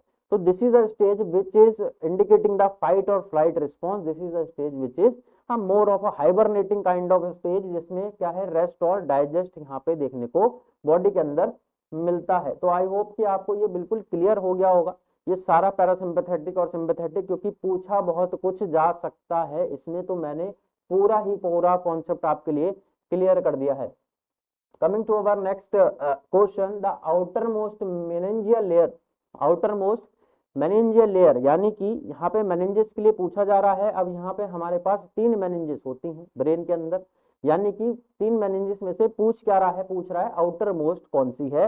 We have the arachnoid mater, B is the pia mater, C is dura mater, and D falx cerebri को यहाँ पे इंडिकेट करा गया है। तो यहाँ पे क्या पूछ लिया आपसे कि आपको बताना है कि आउटर मोस्ट लेयर क्या है। तो बहुत इजी है, आउटर मोस्ट लेयर क्या है हमारा, ड्यूरामेटर हमारा आउटर मोस्ट यहाँ पे लेयर है। ड्यूरामेटर क्या है, आउटर मोस्ट है, तो हम इसको DAP से याद करते हैं, विच इज द डेप। और ये कैसे चलता है, ये ऊपर से नीचे चलता है, मतलब आउटर से इनर की तरफ चलता है। ये हमारा हो गया ड्यूरामेटर, और ये हमारा हो गया है अरेक्नोइड मोटर, और ये हमारा हो गया पिया मैटर, यानी कि pia mater is the inner layer, arachnoid mater is the middle layer, and D is the outer most layer of our brain. यहाँ पे नेक्स्ट क्वेश्चन देखिए, the inner most meningeal layer पूछा है। सो अभी अभी मैंने डिस्कस करा है, क्या आंसर हो जाएगा, पिया मैटर हो जाएगा हमारा यहाँ पे आंसर। सामने आप देखेंगे तो सामने क्या है, सामने आपको डायग्राम दिख रहा है, क्या है, सबसे पहले we have the skin, basically it's a diagram of a skull, skin है, उसके बाद पेरियोस्टियम है, पेरियोस्टियम हमारी बोन की आउटर मोस्ट लेयर होती है, उसके बाद क्रेनियम है यानी कि ये स्कल है, फिर हमारी मेनिंजेस स्टार्ट हो गई हैं, जो कि क्या है हमारा ड्यूरा मैटर है, यानी कि ए से अरेक्नोइड मैटर है, पी से पिया मैटर है, DAP, यहाँ पे 3 लेयर हमारे पास है। नेक्स्ट क्वेश्चन आप देखिए, नेक्स्ट क्वेश्चन क्या बता रहा है, सब अरेक्नोइड स्पेस कंटेन। अब ये सब अरेक्नोइड स्पेस के बारे में पूछ रहा है, और ये पूछ रहा है कि सब अरेक्नोइड स्पेस जो है इसके अंदर होता क्या है। तो पहले तो आपको ये समझना है कि ये सब अरेक्नोइड स्पेस है क्या और कहाँ पे है, और उसके बाद यहाँ पे क्वेश्चन क्या पूछ रहा है कि इस सब अरेक्नोइड स्पेस के अंदर क्या होता है। ऑप्शंस आपके पास हैं, blood, B CSF, C lymph, और D नर्व फाइबर्स यहाँ पे होते हैं। आंसर क्या हो जाएगा आपका इसका, CSF, that is the cerebrospinal fluid, यानी कि जो सब अरेक्नोइड स्पेस है इसके अंदर क्या होता है, CSF होता है। अभी आगे मैं आपको इसका डायग्राम पर्टिकुलरली पूरा दिखा के शो करूंगा। CSF इज लोकेटेड बिटवीन, क्या पूछा है, CSF क्या पूछा है कि ये CSF जो सेरिब्रोस्पाइनल फ्लूइड है ये कहाँ पे रहता है। What is the place when this particular CSF is located, is dura and skull, यानी कि ड्यूरा मैटर और स्कल के बीच में होता है, यानी कि ड्यूरा मैटर हमारी बिल्कुल आउटर मोस्ट क्या की कवरिंग थी, और स्कल के बीच में रहता है। अरेक्नोइड एंड पिया, middle one and the last one, उसके बीच में रहता है। ड्यूरा एंड अरेक्नोइड, या फिर पिया एंड ब्रेन, यानी कि पिया क्या है सबसे लास्ट वाली, और फिर उसके बाद हमारा क्या स्टार्ट हो जाता है, ब्रेन स्टार्ट हो जाता है। आंसर क्या हो जाएगा हमारा, अरेक्नोइड एंड पिया। अब यहाँ पे आप देखो, इस इमेज को ध्यान से देखना बच्चों, क्या है सबसे पहले क्या लिखा गया है, यहाँ पे सबसे पहले लिखा गया है, ये तो स्काल्प हो गया, चलो स्किन हो गई, ये हमारा क्या हो गया, स्कल हो गया, क्रेनियम है। उसके बाद यहाँ पे आपको ड्यूरा मैटर दिख रहा है, यहाँ पे भी ड्यूरा मैटर दिख रहा है। ड्यूरा मैटर में एक्चुअली अ थिन लेयर होती है बहुत, एक जिसको हम पेरियोस्टियल लेयर बोलते हैं, जो स्कल से बोन से अटैच रहती है। उसके बाद ड्यूरा मैटर हमारी मेनिंजियल लेयर है।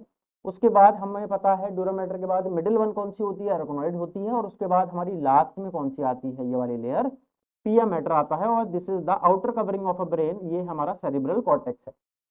तो यहाँ पे इसके बीच में आपको स्पेस दिख रहा होगा, ये जो आपको स्पेस दिख रहा है, ये जो थ्रेड लाइक आपको स्ट्रक्चर दिख रहा है, ये जो थ्रेड्स यहाँ पे दिख रहे हैं आपको इस इमेज में, ये जो थ्रेड्स हैं ये एक्चुअल में क्या है, इसके बीच में ये पूरा स्पेस है, और इस पूरे स्पेस के अंदर क्या रहता है, इस पूरे स्पेस के अंदर रहता है CSF, इस पूरे स्पेस के अंदर रहता है। तो ये स्पेस को बोला जाता है सब arachnoid space.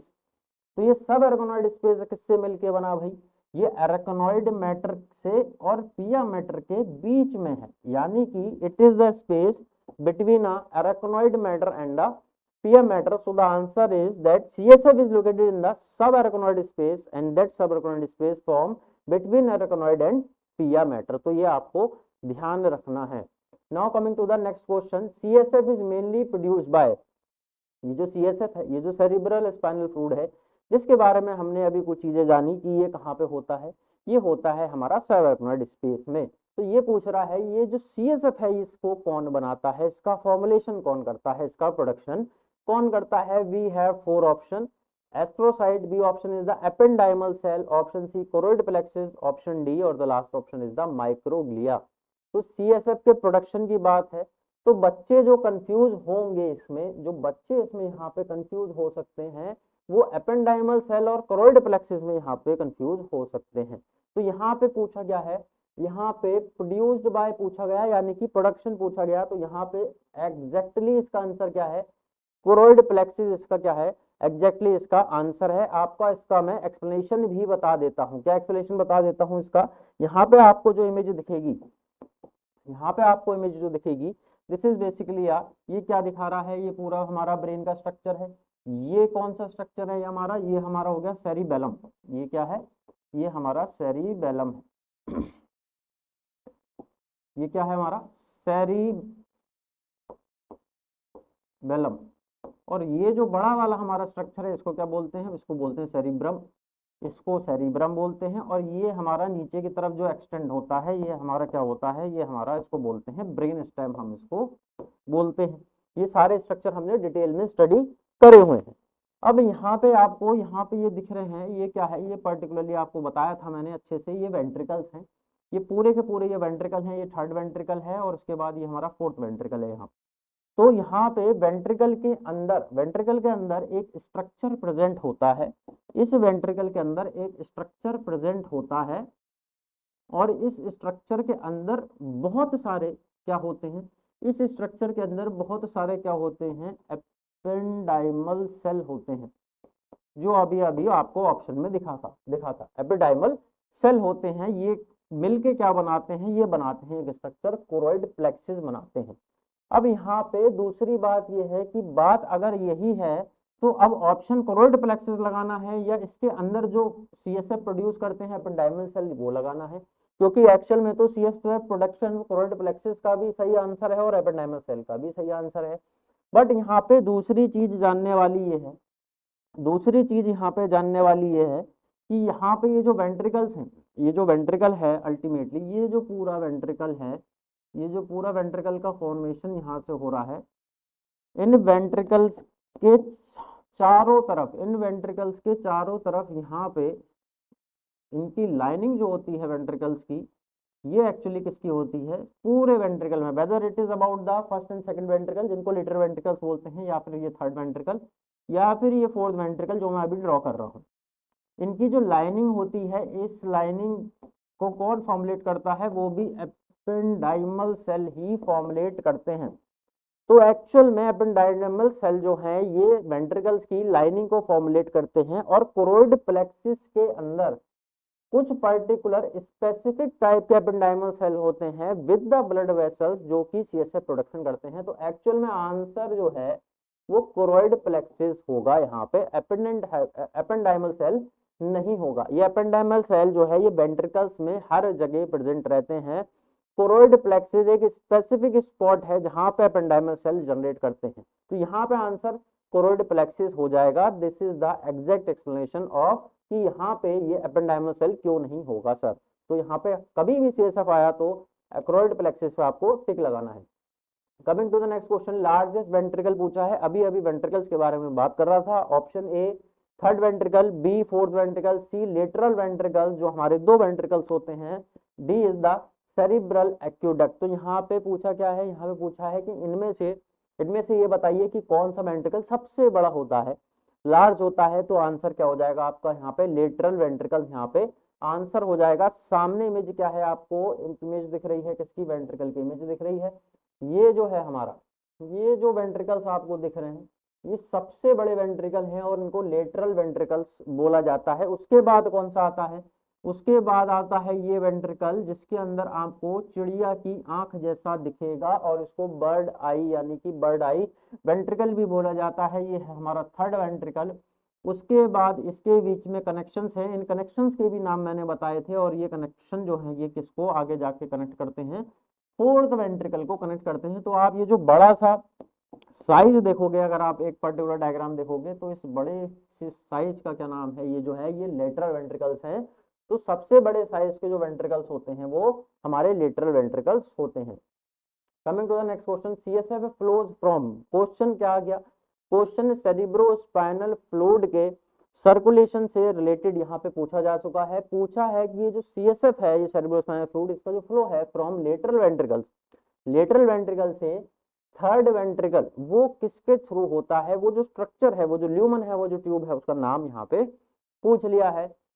A is the intraventricular foramen which is also known as the foramen of Monro, and B is aqueduct of Sylvis, C is foramen lucica and D is the foramen magneite।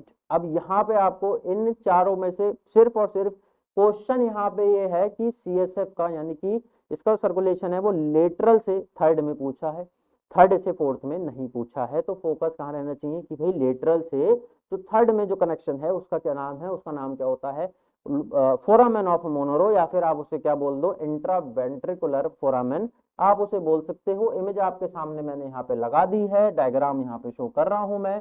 ये आपको मैंने अभी अभी बताया था, ये क्या है, ये हमारे सबसे बड़े लेटरल वेंट्रिकल है, ये हमारा थर्ड वेंट्रिकल है, ये हमारा फोर्थ वेंट्रिकल है।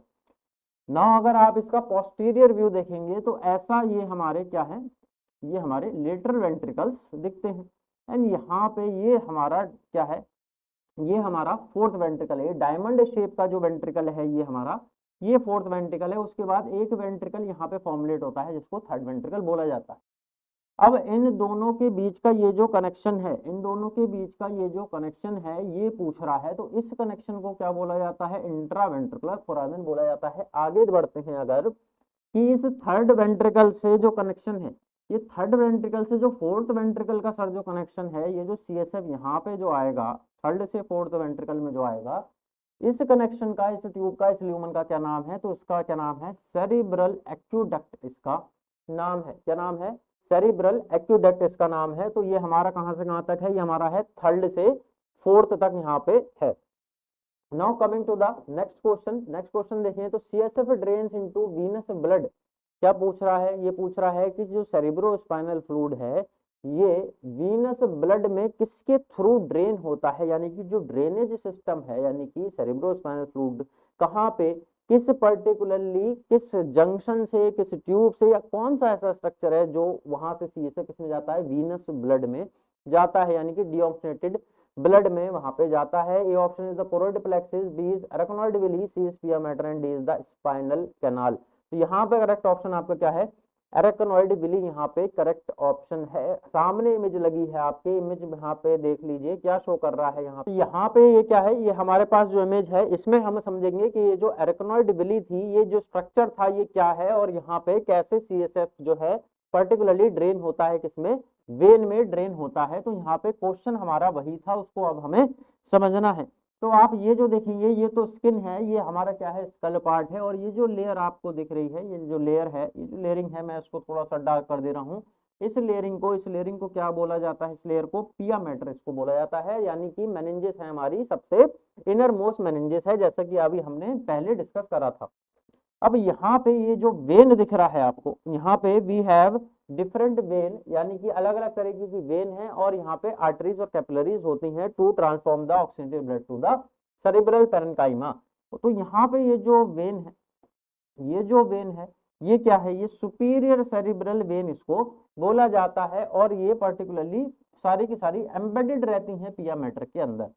अब ये जो वेन है, ये वेन क्या है, ये वेन कहाँ पे निकलती हैं, ये वेन निकलती हैं एक पर्टिकुलर, एक ट्रायंगुलर शेप का आपको ये जो दिख रहा है, ये जो एनाटॉमिकल स्ट्रक्चर दिख रहा है, इसको क्या बोला जाता है, इसको बोला जाता है सुपीरियर सजाइटल साइनस है। ये क्या है, सुपीरियर सजाइटल साइनस है, जहां से ये पर्टिकुलर वेन्स ओरिजिन होती हैं और कहाँ पे आती हैं, ये हमारा सेरिब्रम में आती हैं, यानी कि जो ब्रेन के पैरेन्काइमा है उसमें ये आती हैं और पेनिट्रेट करती हैं। आपको यहाँ पे आर्टरीज भी दिख रही होंगी, ये जो है ये सारी की सारी ये आर्टरीज भी आपको यहाँ पे दिख रही हैं। अब एक्चुअल में ये जो है हमारा पार्ट, ये हमारा है सर्बैक्नोइड स्पेस, ये जो हमारा पार्ट है, ये पूरा का पूरा जो पार्ट है ये हमारा सब एरेक्नोइड स्पेस है। ये क्या है, सब एरेक्नोइड स्पेस है, और इस स्पेस के अंदर क्या होता है, सेरिब्रोस्पाइनल फ्लूइड होता है। तो ये सब एरेक्नोइड स्पेस से सेरिब्रोस्पाइनल फ्लूइड इन, ये जो आप प्रोजेक्शन दिख रहे हैं, ये जो आप प्रोजेक्शन दिख रहे हैं, ये जो प्रोजेक्शन आपको दिख रहा है, ये जो प्रोजेक्शन आपको दिख रहा है, जो कहाँ से निकला है, कहाँ से ओरिजिन हुआ है, यहाँ से हमारा सब एरेक्नोइड स्पेस से। तो इसके अंदर क्या है, सीएसएफ है, और ये क्या है, ये हमारा है एरेक्नोइड ग्रेनुलेशन, और एक्चुअल में इसी को एरेक्नोइड विलेई बोलते हैं। तो यहाँ से सीएसएफ कहाँ चला जाता है, यहाँ से सीएसएफ कहाँ चला जाता है, साइनस में चला जाता है, जो सुपीरियर सजाइटल साइनस मैंने अभी अभी आपको बताया था, और इस सुपीरियर सजाइटल साइनस से ये ड्रेन हो जाता है, किसमें, वेन में ये ड्रेन हो जाता है। तो ये नॉर्मली क्या है, हमारा एक स्ट्रक्चर है जो सीएसएफ है उसको ड्रेन करता है वीनस, यानी कि वेन में, वीनस ब्लड में मिक्स होने के लिए, और वो स्ट्रक्चर क्या है, that structure is the arachnoid villi is the structure. Question है normal CSF volume in adult, पूछा क्या है, नॉर्मल सीएसएफ का वॉल्यूम पूछा है किसमें, अडल्ट में। तो यहाँ पे ऑप्शन आपके पास है, ये option 50 ml, B is 150 ml, C option is 500 ml and D option is 200 ml। तो यहाँ पे सीधा सीधा नॉर्मल CSF का वॉल्यूम पूछा है, नॉर्मल CSF का वॉल्यूम होता है 150 ml। अच्छा यहाँ पे आंसर क्या हो जाएगा 150 ml, लेकिन अगर आपसे पूछे कि 24 घंटे में प्रोड्यूस कितना होता है, 24 घंटे में कितना CSF प्रोड्यूस होता है, तो आपको लिखना है 400 से 600 ml प्रोड्यूस होता है, 24 घंटे में CSF प्रोड्यूस होता है। एक नॉर्मल CSF का वॉल्यूम पूछे आपसे within the brain and spinal cord, तो वो है आपका 150 ml। तो आंसर क्या हो जाएगा यहाँ पे 150 ml, क्योंकि यहाँ पे कुछ पर्टिकुलर डे वाइज का यहाँ पे कोई इंडिकेशन नहीं दिया हुआ है। नॉर्मल CSF प्रेशर कितना होता है, option A 5 to 10 mmHg, option B 10 to 15 mmHg, option C is 15 to 20 या फिर last option greater than the 20 mmHg। तो यहाँ पे आपका करेक्ट ऑप्शन क्या हो जाएगा, करेक्ट ऑप्शन है यहाँ पे 10 to 15 mmHg। अच्छा आप इंटरनेट पे आप टेक्स्ट बुक पे या कहीं पे भी सर्च करेंगे तो आपको जनरली जो दिखाएगा वो दिखाएगा जनरली 5 से 15 mmHg आपको ये प्रेशर दिखा सकता है।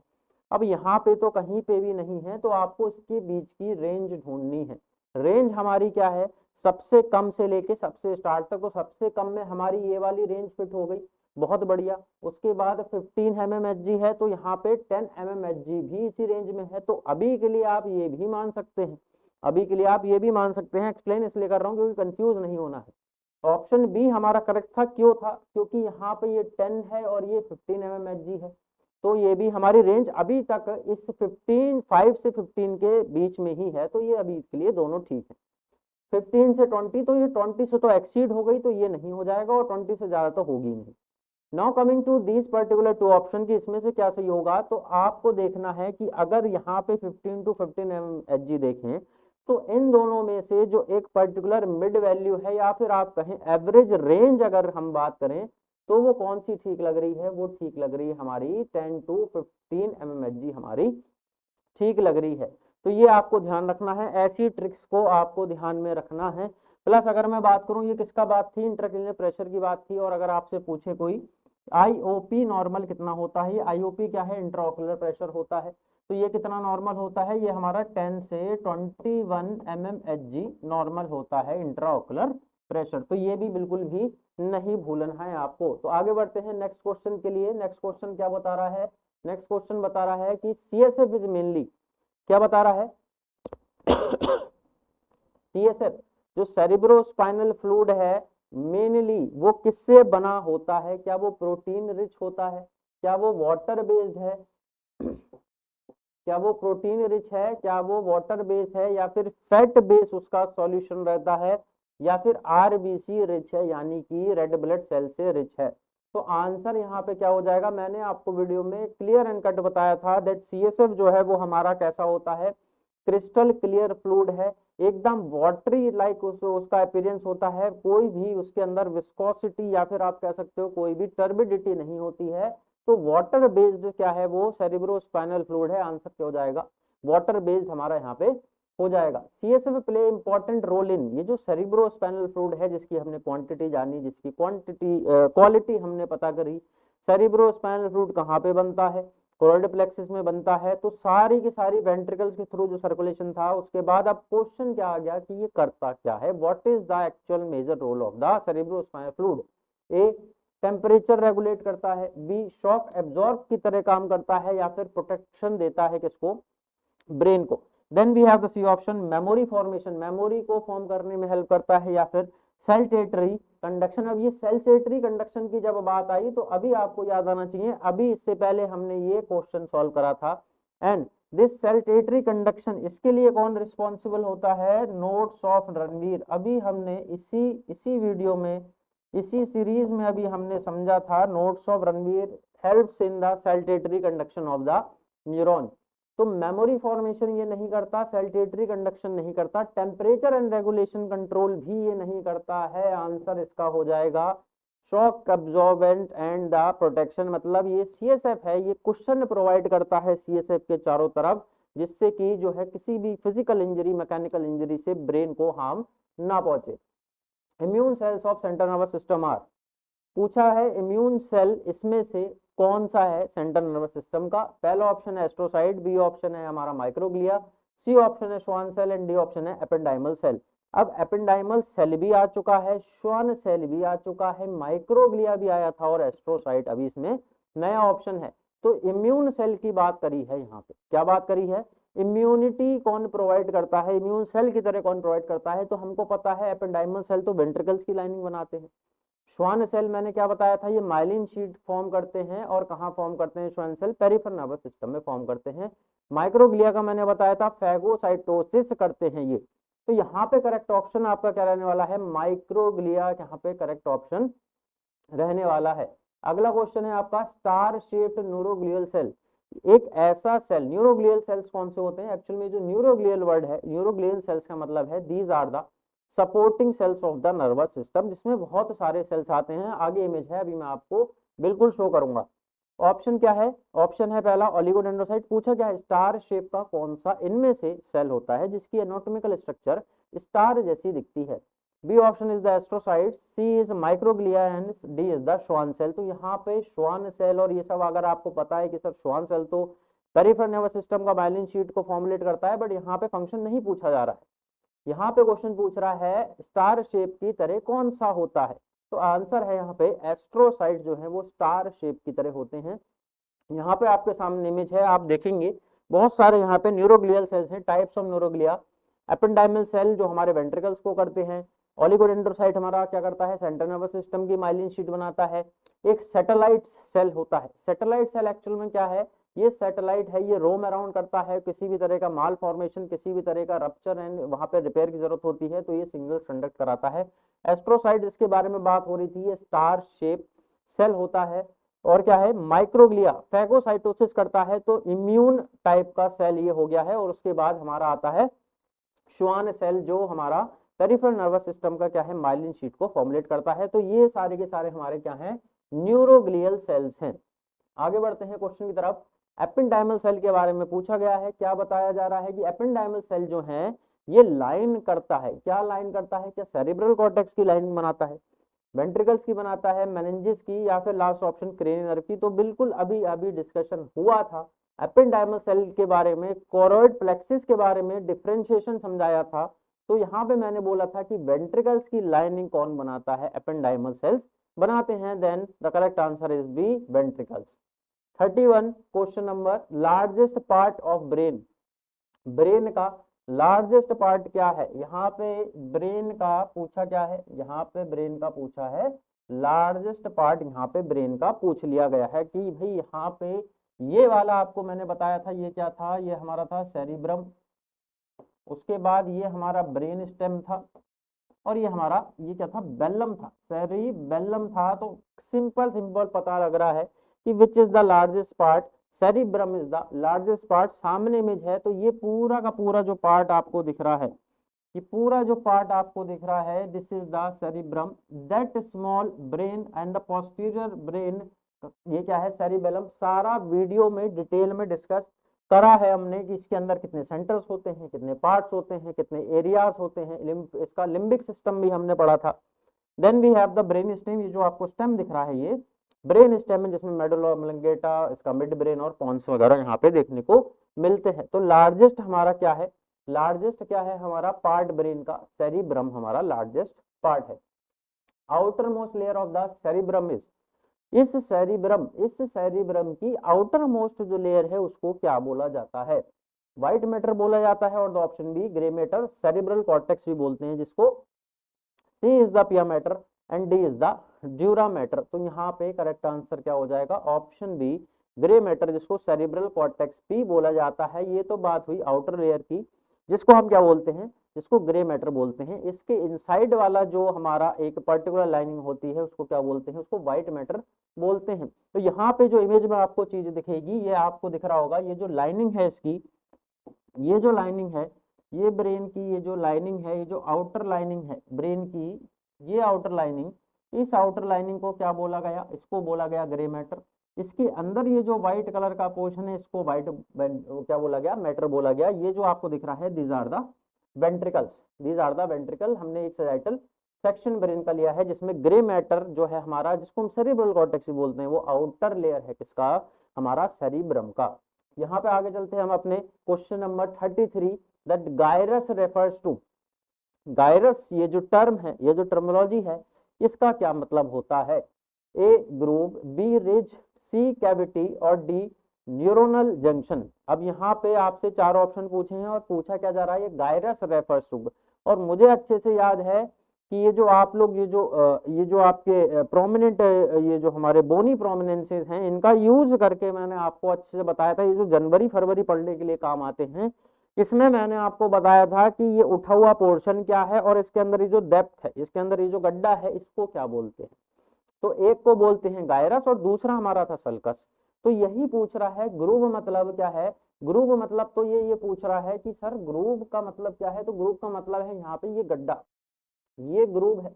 रिज का मतलब क्या है? जब ये गड्ढा ऐसे करके आगे बढ़ेगा तो ये उठा हुआ जो है ये रिज है, और कैविटी यहाँ पे होगा नहीं, और यहाँ पे न्यूरल जंक्शन यहाँ पे होगा नहीं। तो आपको ये बताना है ये ग्रुप क्या है, ये गायरस क्या है। तो गायरस यहाँ पे क्या हो जाएगा? करेक्ट आंसर रिज है। गायरस क्या है? रिज है। नेक्स्ट क्वेश्चन आप देखोगे 34 सल्कस। इसके बाद मैं इमेज से आपको क्लियर कर दूंगा। सल्कस रिफर्स टू, अब दो थे, एक था गायरस, एक था सल्कस। तो सल्कस क्या होता है हमारा? सल्कस होता है हमारा ग्रूव, यानी कि जो गहरा पार्ट होता है वो क्या होता है हमारा?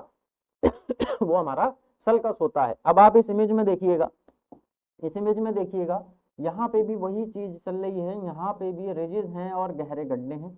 तो ये जो पर्टिकुलरली यहाँ पे ये जो दिखा है, ये जो जा रहा है, ये जो गहरे गड्ढों में ये जो जा रहा है, ये सल्काई है या सल्कस बोल दो आप। और ये जो रिजिज हैं, ये देखिए, ये रिजिज पे जो इसने टॉप पॉइंट बना रखे हैं, ये क्या है? ये गायरी है। ये क्या है?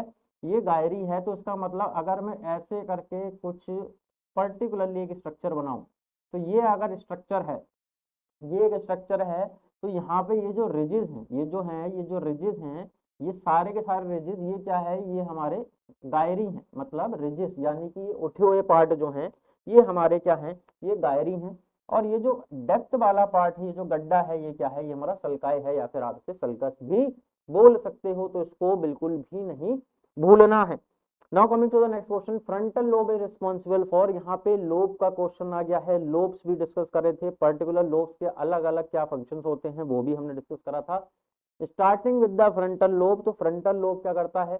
तो यहाँ पे है क्या? विजन करता है? विजन नहीं करता। विजन कौन करता है? ऑसिपिटल करता है। If you are going to trick this question with your elementary that elimination, आप अगर ट्रिक लगाएंगे यहाँ पे, तब यहाँ पे विजन को आप एलिमिनेट कर सकते हो ऑसिपिटल लोब से। हेयरिंग हमारा कौन करता है? भाई हेयरिंग जो हमारा करता है वो कौन सा लोब करता है? ये हेयरिंग की बात करें तो ये हमारा करता है टेम्पोरल। टेम्पोरल लोब हेयरिंग भी करता है, और क्या है? ऑल्फैक्शन यानी स्मेलिंग में भी काम आता है। और टेम्पोरल हमारा क्या है? मेमोरी में भी काम आता है। विजन में हमारा क्या है? ये हमारा ऑसिपिटल वो लोब हो गया। ये तो हमारा ऑसिपिटल है, तो विजन भी नहीं होगा, हेयरिंग भी नहीं होगा। अच्छा, बैलेंस हमारा कौन करता है? ये हमारा सेरिबैलम करता है। बैलेंसिंग का, कोऑर्डिनेशन का काम सेरिबैलम का है। आंसर यहाँ पे क्या हो जाएगा? Motor control and personality. ये सारी चीज फ्रंटल लोब क्या करता है? हमारा रेगुलेट करता है। Coming to the parietal lobe, parietal lobe क्या करता है? यहाँ पे हेयरिंग, अभी अभी बताया था मैंने, हेयरिंग क्या है हमारा? टेम्पोरल लोब है। ये टेम्पोरल लोब है, ये कान है इसके पास है, तो क्या है? यही सुनने का, ऑडिटरी काम करेगा। सेंसरी परसेप्शन करता है। विजन हमने अभी पढ़ा था ऑसिपिटल है। मेमोरी हमने पढ़ा था कि टेम्पोरल करता है, और ऑल्फैक्शन भी टेम्पोरल करता है। आंसर क्या हो जाएगा? Sensory perception is controlled by parietal lobe. अगला है हमारा, यहाँ पे आप देखेंगे लोब्स की इमेज है, ये हमारा फ्रंटल लोब है, ये पैराइटल लोब है। टेम्पोरल लोब जस्ट हमारा क्या है? हमारा नियर टू ईयर रहता है। हमारी टेम्पोरल कैविटी, टेम्पोरल बोन की वजह से इसका नाम टेम्पोरल लोब पड़ा है। And we have the occipital lobe जो हमारे पोस्टीरियरली सिचुएटेड रहता है। जनरली क्या कंट्रोल करता है? हमारा ऑप्टिक को कंट्रोल करता है, विजन को कंट्रोल करता है। नेक्स्ट आ गया है ऑसिपिटल लोब का। तो स्पीच विजन टेस्ट हेयरिंग, कोई यहाँ पे कंफ्यूजन की बात ही नहीं है। सिंपल सिंपल विजन को आपको लगाना है। ऑसिपिटल लोब क्या करता है? विजन उसका फंक्शन है। टेम्पोरल लोब की बात आ गई। अब टेम्पोरल लोब की बात हम इतने टाइम से कर रहे थे। स्मेल एंड हेयरिंग, जी हाँ, टेम्पोरल लोब करता है। विजन ऑसिपिटल करता है, तो ये नहीं होगा। टच सोमेटो सेंसरी एरियाज वगैरह होते हैं पैराइटल में, तो ये नहीं होगा। बैलेंस का मैंने अभी बताया था, सेरिबेलम करता है। तो यहाँ पे करेक्ट आंसर क्या हो गया? Temporal lobe. और स्मेल हेयरिंग के साथ साथ मेमोरी भी याद कर लेना, वो भी टेम्पोरल लोब है। तो तीन फंक्शन हो गए, auditory, olfactory and the memory. तो आंसर है हमारा smell and hearing. Broca's area controls, अब क्या पूछा है यहाँ पे, ब्रोकाज एरिया के बारे में पूछा है आपको। ब्रोकाज एरिया के बारे में मैंने बताया था, ब्रोकाज एरिया भी बताया था आपको, वर्निक्स एरिया भी बताया था, और इन दोनों के फंक्शंस भी मैंने आप लोगों को बताए थे। तो पूछ रहा है कि हेयरिंग करता है, हेयरिंग हमारा टेम्पोरल करता है, विजन ऑसिपिटल है, बैलेंस हमारा सेरिबेलम है। तो ब्रोकाज एरिया, यहाँ पे दो एरिया होते हैं हमारे, दो एरिया होते हैं, एक होता है वर्निक्स एरिया, एक होता है ब्रोकाज एरिया। ब्रोकाज एरिया हमारा जो कंट्रोल करता है वो स्पीच प्रोडक्शन कंट्रोल करता है। क्या करता है, ये जो ब्रोकाज एरिया है ये एक्चुअल में कहाँ होता है भाई, ये हमारा कहाँ होता है, ये हमारा होता है फ्रंटल, कहाँ पे, frontal, deep in the frontal lobe होता है। और ये क्या करता है, ये हमारा स्पीच प्रोडक्शन का काम करता है, स्पीच प्रोडक्शन रेगुलेट करता है और करता है हमारा कौन, Broca's area.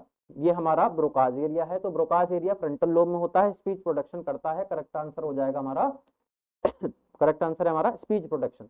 Now coming to the next question which is the Wernicke's area. अब यहाँ पे क्या बताया गया है, यहाँ पे बात आ गई वर्निक्स एरिया की। मैंने बताया था दो एरिया होते हैं, ब्रोकास और Wernicke's.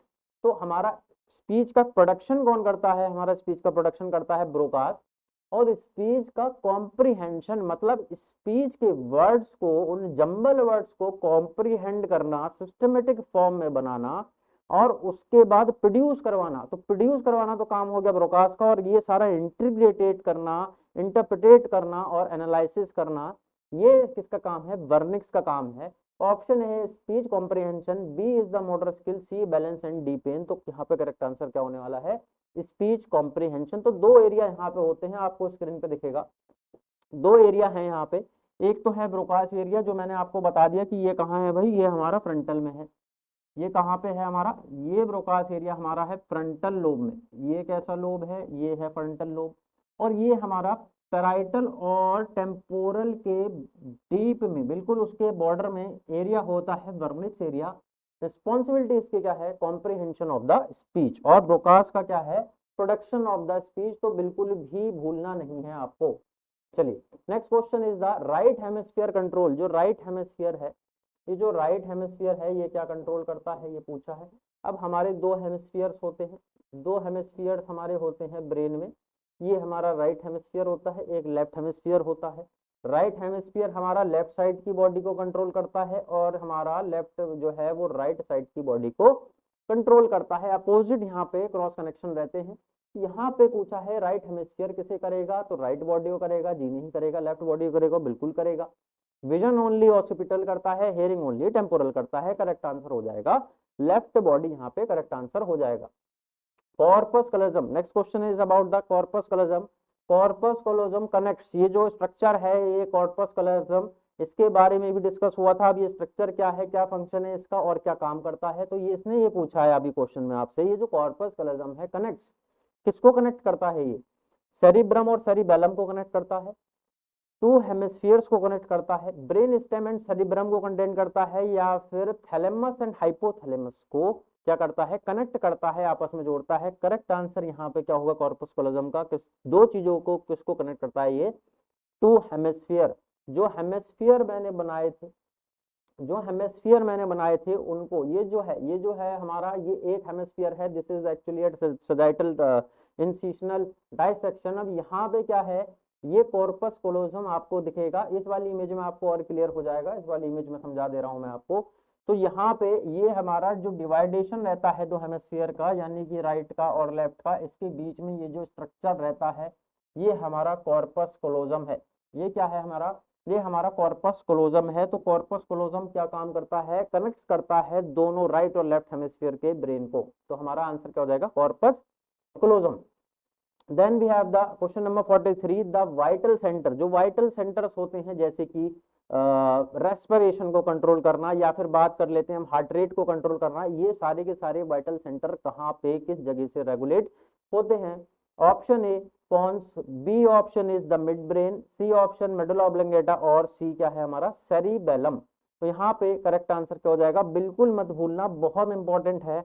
medulla oblongata is the correct answer, and this medulla oblongata is responsible to control the respiration and it is also control the heart rate, यानी कि हार्ट रेट को भी बैरो रिसेप्टर्स के थ्रू कौन control करता है, medulla ऑब्लिंगेटा control करता है। डिटेल रिव्यू इसका वीडियो में आपके लिए मैंने क्या है वहां पे हमने डिस्कस करा हुआ है।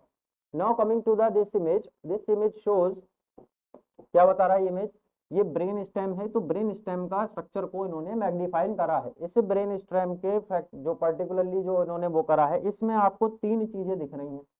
तीन चीजें क्या दिख रही हैं इसमें भाई, पहला तो है आपका मिड ब्रेन, उसके बाद है पॉन्स और उसके बाद है मेडुला ऑब्लिंगेटा। मतलब क्या है, मिड ब्रेन है इसमें इसका फर्स्ट स्ट्रक्चर, उसके बाद है पॉन्स और उसके बाद है मेडुला ऑब्लिंगेटा। और ये मेडुला ऑब्लिंगेटा जो है this is responsible to control the heart rate and the respiration. ये हार्ट रेट और रेस्पायरेशन को कंट्रोल करता है। कौन कंट्रोल करता है, मेडुला ऑब्लिंगेटा कंट्रोल करता है। किस किस चीज को कंट्रोल करता है, रेस्पिरेशन को और हार्ट रेट को। So now coming to the next question, next question क्या है, the cerebellum mainly controls। ये जो cerebellum है, cerebellum की बात आ गई है, ये जो cerebellum स्ट्रक्चर है ये क्या कंट्रोल करता है, क्या ये स्पीच के लिए है, स्पीच के लिए भी have the Broca's area and the Wernicke's area. Balance and coordination, smell olfactory है, तो इसके लिए हम लोग क्या करते हैं, इसके लिए हम टेम्पोरल को रिस्पॉन्सिबल मानते हैं। एंड विजन के लिए हम किसको करते हैं, ऑसिपिटल लोब को हम मानते हैं। So we have the answer, balance and coordination is regulated and controlled by and responsible उसके लिए कौन होता है, बैलेंस एंड कोऑर्डिनेशन के लिए सेरिबेलम, यानी कि cerebrum is the largest, cerebellum जो पोस्टीरियरली हमारा क्या है, एक हमारा जिसको आप बोल सकते हो लेमेंटम में it is the small brain. तो यहाँ पे बैलेंस एंड कोऑर्डिनेशन को कौन रेगुलेट करता है, सेरिबेलम रेगुलेट करता है। सेरिब्रम के डिफरेंट स्ट्रक्चर्स, उसके डिटेल हेमिस्फीयर, उसके डिफरेंट लोब्स, उसके डिफरेंट फंक्शंस, सारी की सारी वीडियोस में आपके लिए अवेलेबल हैं। Now coming to the next question, the gap between two neurons is called. पूछा क्या है, गैप पूछा है, किसके बीच का गैप पूछा है, दो न्यूरॉन के बीच का गैप पूछा है। अब मान लीजिए ये एक न्यूरॉन है, ये हमारा क्या है, ये इसका, ये एक न्यूरॉन है, बीच में क्या है इस न्यूरॉन के, ये हमारा सेल बॉडी है और ये न्यूक्लियस है। ये हमारा क्या है, इस न्यूरॉन का ये हमारा एक्शन है और ये हमारा टर्मिनल एंड है, जिसमें साइड में बिल्कुल एंड में साइनेप्टिक बल्ब होते हैं। और इस न्यूरॉन से क्या कनेक्ट होगा, इस न्यूरॉन से दूसरा न्यूरॉन क्या होगा, इस न्यूरॉन से दूसरा न्यूरॉन कनेक्ट होता है। ये क्या है, डेंड्राइट्स हैं और हमारा हमको पता है इन डेंड्राइट से इंफॉर्मेशन आती है, तो ये रिसीव करते हैं। और इस न्यूरॉन का ये एंड पार्ट है, तो इन्फॉर्मेशन हमारी ऐसे चल रही है, यहाँ से इन्फॉर्मेशन एक न्यूरॉन से दूसरे न्यूरॉन में ट्रांसमिट हो रही है। तो यहाँ पे ये जो पूछा है कि अगर मैं इसको मैग्नीफाइन करूं, अगर मैं इसको मैग्नीफाइन करूं, तो यहाँ पे ये पूछा है, यहाँ पे पूछा ये है कि ये जो जंक्शन है, ये जो जंक्शन है, ये डेंड्राइट का और ये सिनेप्टिक नॉब का, ये बहुत अच्छे से मैंने पढ़ाया था आपको ग्रीव्स और इमेज के थ्रू। तो इसके बीच का ये जो गैप है, इसके बीच का ये जो गैप है, इसके गैप को क्या बोला जाता है, तो ये यहाँ पे पूछा गया है। तो इसमें ये जो गैप है इसका नाम क्या होता है, ये पूछा गया है। तो इसमें सारे ऑप्शंस हैं and the correct option is the synaptic cleft. इन दोनों के न्यूरॉन्स के बीच में जो कनेक्शन में जो स्पेस होता है उसको सिनेप्टिक क्लेफ्ट बोला जाता है। Now coming to the next question, the speed of impulse conduction increases with. पूछा है जो स्पीड है इलेक्ट्रिकल सिग्नल्स की, यहाँ पे बात हो रही है। ये जो स्पीड है इलेक्ट्रिकल सिग्नल्स की, न्यूरॉन कंडक्शन की, ये नर्व इंपल्सेस की, इंफॉर्मेशन जो यहाँ पे जा रही है, इसकी इंपल्स की स्पीड किससे किससे कंडक्शन इंक्रीज बढ़ जाती है, इन चारों में से किससे बढ़ जाएगी, मोर डेंड्राइट्स होंगे। तो मोर डेंड्राइट्स होंगे तो स्पीड तो बढ़ेगी नहीं, बहुत सारी इंफॉर्मेशन कलेक्ट हो सकती है। Myelination, myelination plays important role in speeding up the neurons, particularly neuron signal. More synapses, अब सिनेप्सिस तो ट्रांसफॉर्म करती हैं, तो ज्यादा सिनेप्सिस होंगी तो ज्यादा इंफॉर्मेशन ट्रांसफॉर्म होगी। Dehydration is not here the particular answer and we have the answer myelination. जो हमने माइलिनेशन पढ़ा था, माइलिनेशन शीट बताई थी आपको, इसका रिस्पॉन्सिबिलिटी होता है कि क्या है, ये स्पीड अप करेगा, किसको स्पीड अप करेगा, हमारा यहाँ पे इलेक्ट्रिकल सिग्नल्स को स्पीड अप करेगा। यहाँ पे नेक्स्ट हमारा क्या है, what is the normal glucose concentration for the CSF. पूछ लिया है, सीधा सीधा क्वेश्चन है, डायरेक्ट क्वेश्चन है, बेसिक क्वेश्चन है, सीएसएफ का ग्लूकोज कंसंट्रेशन पूछा है। अच्छा, प्रोटीन कंसंट्रेशन भी पूछा था, तो प्रोटीन कंसंट्रेशन कितना था, 15 से कितना था, 45 mg पर डेका लीटर था। यहाँ पे पूछा है ग्लूकोज का, तो ग्लूकोज का कितना होता है, ग्लूकोज का हमारा होता है 45 to 80 mg पर डेकालीटर, हमारा किसका है, ग्लूकोज का है। प्रोटीन कितना है, 15 से 45 mg पर decalitre. Now coming to the 48 number of question, pain and temperature are carried by, क्या बोला है, पेन को और टेम्परेचर इनको लेके कौन जाता है, यहाँ पे रेगुलेशन की बात नहीं हुई, यहाँ पे ये बात नहीं हुई कि यहाँ पे कौन इनको कंट्रोल करता है, यहाँ पे पूछा जा रहा है कैरिड बाय, किस चैनल के थ्रू यहाँ पे ये जाते हैं। Option A spinocerebellar tract, option B spinothalamic tract, option C corticospinal tract और the last option D vestibular tract. तो यहाँ पे करेक्ट आंसर क्या है, स्पाइनोथैलेमिक ट्रैक्ट है। स्पाइनोथैलेमिक ट्रैक्ट क्या होता है, आइए ये भी देख लेते हैं। यहाँ पे एक इमेज दिखेगी आपको, इमेज में क्या है, यहाँ पे थैलेमस से एक क्या है पर्टिकुलरली नर्व क्या है ओरिजिनेट होती है, पूरा नर्व फाइबर्स का ट्रैक होता है, एक पूरा ट्रैक होता है जिसको बोलते हैं हम स्पाइनोथैलेमिक ट्रैक्ट बोलते हैं, जो कि थैलेमस से निकलता है और पूरे स्पाइन में रन करता है। अब यहाँ पे क्या है, यहाँ पे लेटरल स्पाइनोथैलेमिक ट्रैक जो होता है वो तो क्या करता है, वो टेम्परेचर और पेन को लेके जाता है। तो यहाँ पे एक्चुअल में आंसर क्या है, लेटरल स्पाइनोथैलेमिक ट्रैक है, बट यहाँ पे सिर्फ स्पाइनोथैलेमिक ट्रैक दिया था तो हमने वो ऑप्शन लगाया। बट अगर कभी लेटरल एंटीरियर में भी पूछ लिया जाए तो पेन और टेम्परेचर के लिए कौन रिस्पॉन्सिबल है, लेटरल स्पाइनोथैलेमिक, और एंटीरियर स्पाइनोथैलेमिक ट्रैक क्या करता है, क्रूड टच, यानी कि सिंपली अगर मैं बोलूं टच और प्रेशर का रिस्पॉन्स है, या टच एंड प्रेशर को क्या करता है, फील करने में हेल्प करता है। तो यहाँ पे ये बहुत इंपॉर्टेंट था, लेटरल और एंटीरियर में भी आपको बता दिया। क्वेश्चन में क्या था, स्पाइनोथैलेमिक, अगर लेटरल और एंटीरियर में पूछता पेन और टेम्परेचर का तो एंटीरियर यहाँ वो सॉरी लेटरल यहाँ पे लगाना था, और एंटीरियर से क्या होता है, टच एंड पेन और प्रेशर का यहाँ पे सॉरी क्या होता है यहाँ पे एंटीरियर में, एंटीरियर का क्या है, टच एंड प्रेशर। तो एंटीरियर में टच एंड प्रेशर, और यहाँ पे लेटरल का क्या है, टेम्परेचर और पेन। तो ये दोनों बिल्कुल मत भूलना, आ सकता है और पूछा जा सकता है। Next question, the primary somatosensory area is located in, somatosensory area कहाँ पे होते हैं, प्राइमरी सोमैटोसेंसरी एरिया कहाँ पे लोकेट होते हैं, पूछा है। Option A frontal lobe, option B parietal lobe, option C occipital lobe, option D is the temporal lobe.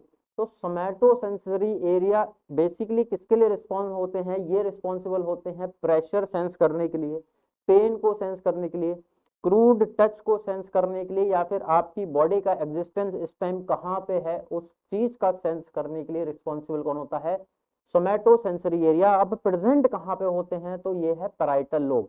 Deep in the parietal lobe क्या होता है, सोमैटोसेंसरी एरिया प्रेजेंट होता है, which is responsible for the pain, for the pressure and for the existence of your body in this whole dimension. तो यहाँ पे parietal lobe में क्या होता है, somatosensory area. Coming to our last question, the primary motor cortex is located in, अच्छा primary, अभी बात हुई सोमैटोसेंसरी की कि सेंसरी वाला कहाँ पे होता है, ये होता है पैराइटल लोब में। बात हो रही है अब मोटर की कि प्राइमरी मोटर, प्राइमरी सेंसरी नहीं, प्राइमरी मोटर कॉर्टेक्स किस लोब में होता है, फ्रंटल, पैराइटल, टेम्पोरल, या फिर last option D is the occipital lobe. तो करेक्ट ऑप्शन क्या हो जाएगा, अच्छा वो किसमें था, पैराइटल में था, और ये किसमें है, फ्रंटल में है। तो बिल्कुल भी यहाँ पे आपको क्या करना है, कंफ्यूजन के लिए कोई जगह नहीं है। मैं समझ सकता हूँ इन सारी चीजों में थोड़ा बहुत आप कंफ्यूज हो सकते हो, कंफ्यूज मत करिए, निमोनिक्स बनाइए अपने खुद तरीके से, नए नए तरीकों से मेमोराइज करिए, बहुत इजी तरीके से ये सारे के सारे कॉन्सेप्ट क्लियर हो जाएंगे। बट एक चीज की जरूरत पड़ेगी आपको, रिपीटिशंस ऑफ योर प्रैक्टिस, आपको प्रैक्टिस करनी पड़ेगी, आपको ध्यान लगाना पड़ेगा, आपको डेली बेसिस पे एमसीक्यू सॉल्व करने पड़ेंगे, डेली बेसिस पे आपको क्लासेस अटेंड करनी पड़ेंगी। तो इतना सारा काम आपको करना ही पड़ेगा अगर नॉर्सेट 11 में नर्सिंग ऑफिसर का सपना आपको अपना पूरा करना है। तो ये सारी की सारी चीजें आपको करनी पड़ेंगी, और जिसमें जीडीसी नर्सिंग आपके साथ है, पूरे हफ्ते हम लोग आपके लिए क्लासेस करते हैं। Then on Saturday you have to do your test, जो जीडीसी नर्सिंग ऐप पे अवेलेबल है, और उस टेस्ट का फिर संडे में आपको एक्सप्लेनेशन देते हैं। तो here is a foolproof plan which uh GDC platform, GDC nursing platform is providing you. आपका काम बस इतना है, मेहनत करनी है, प्रैक्टिस करनी है और सफलता जरूर आपके पास होगी। तो आज की वीडियो में इतना ही, जल्दी मिलूंगा आपसे नेक्स्ट वीडियो लेके, तब तक के लिए आई एम साइनिंग आउट।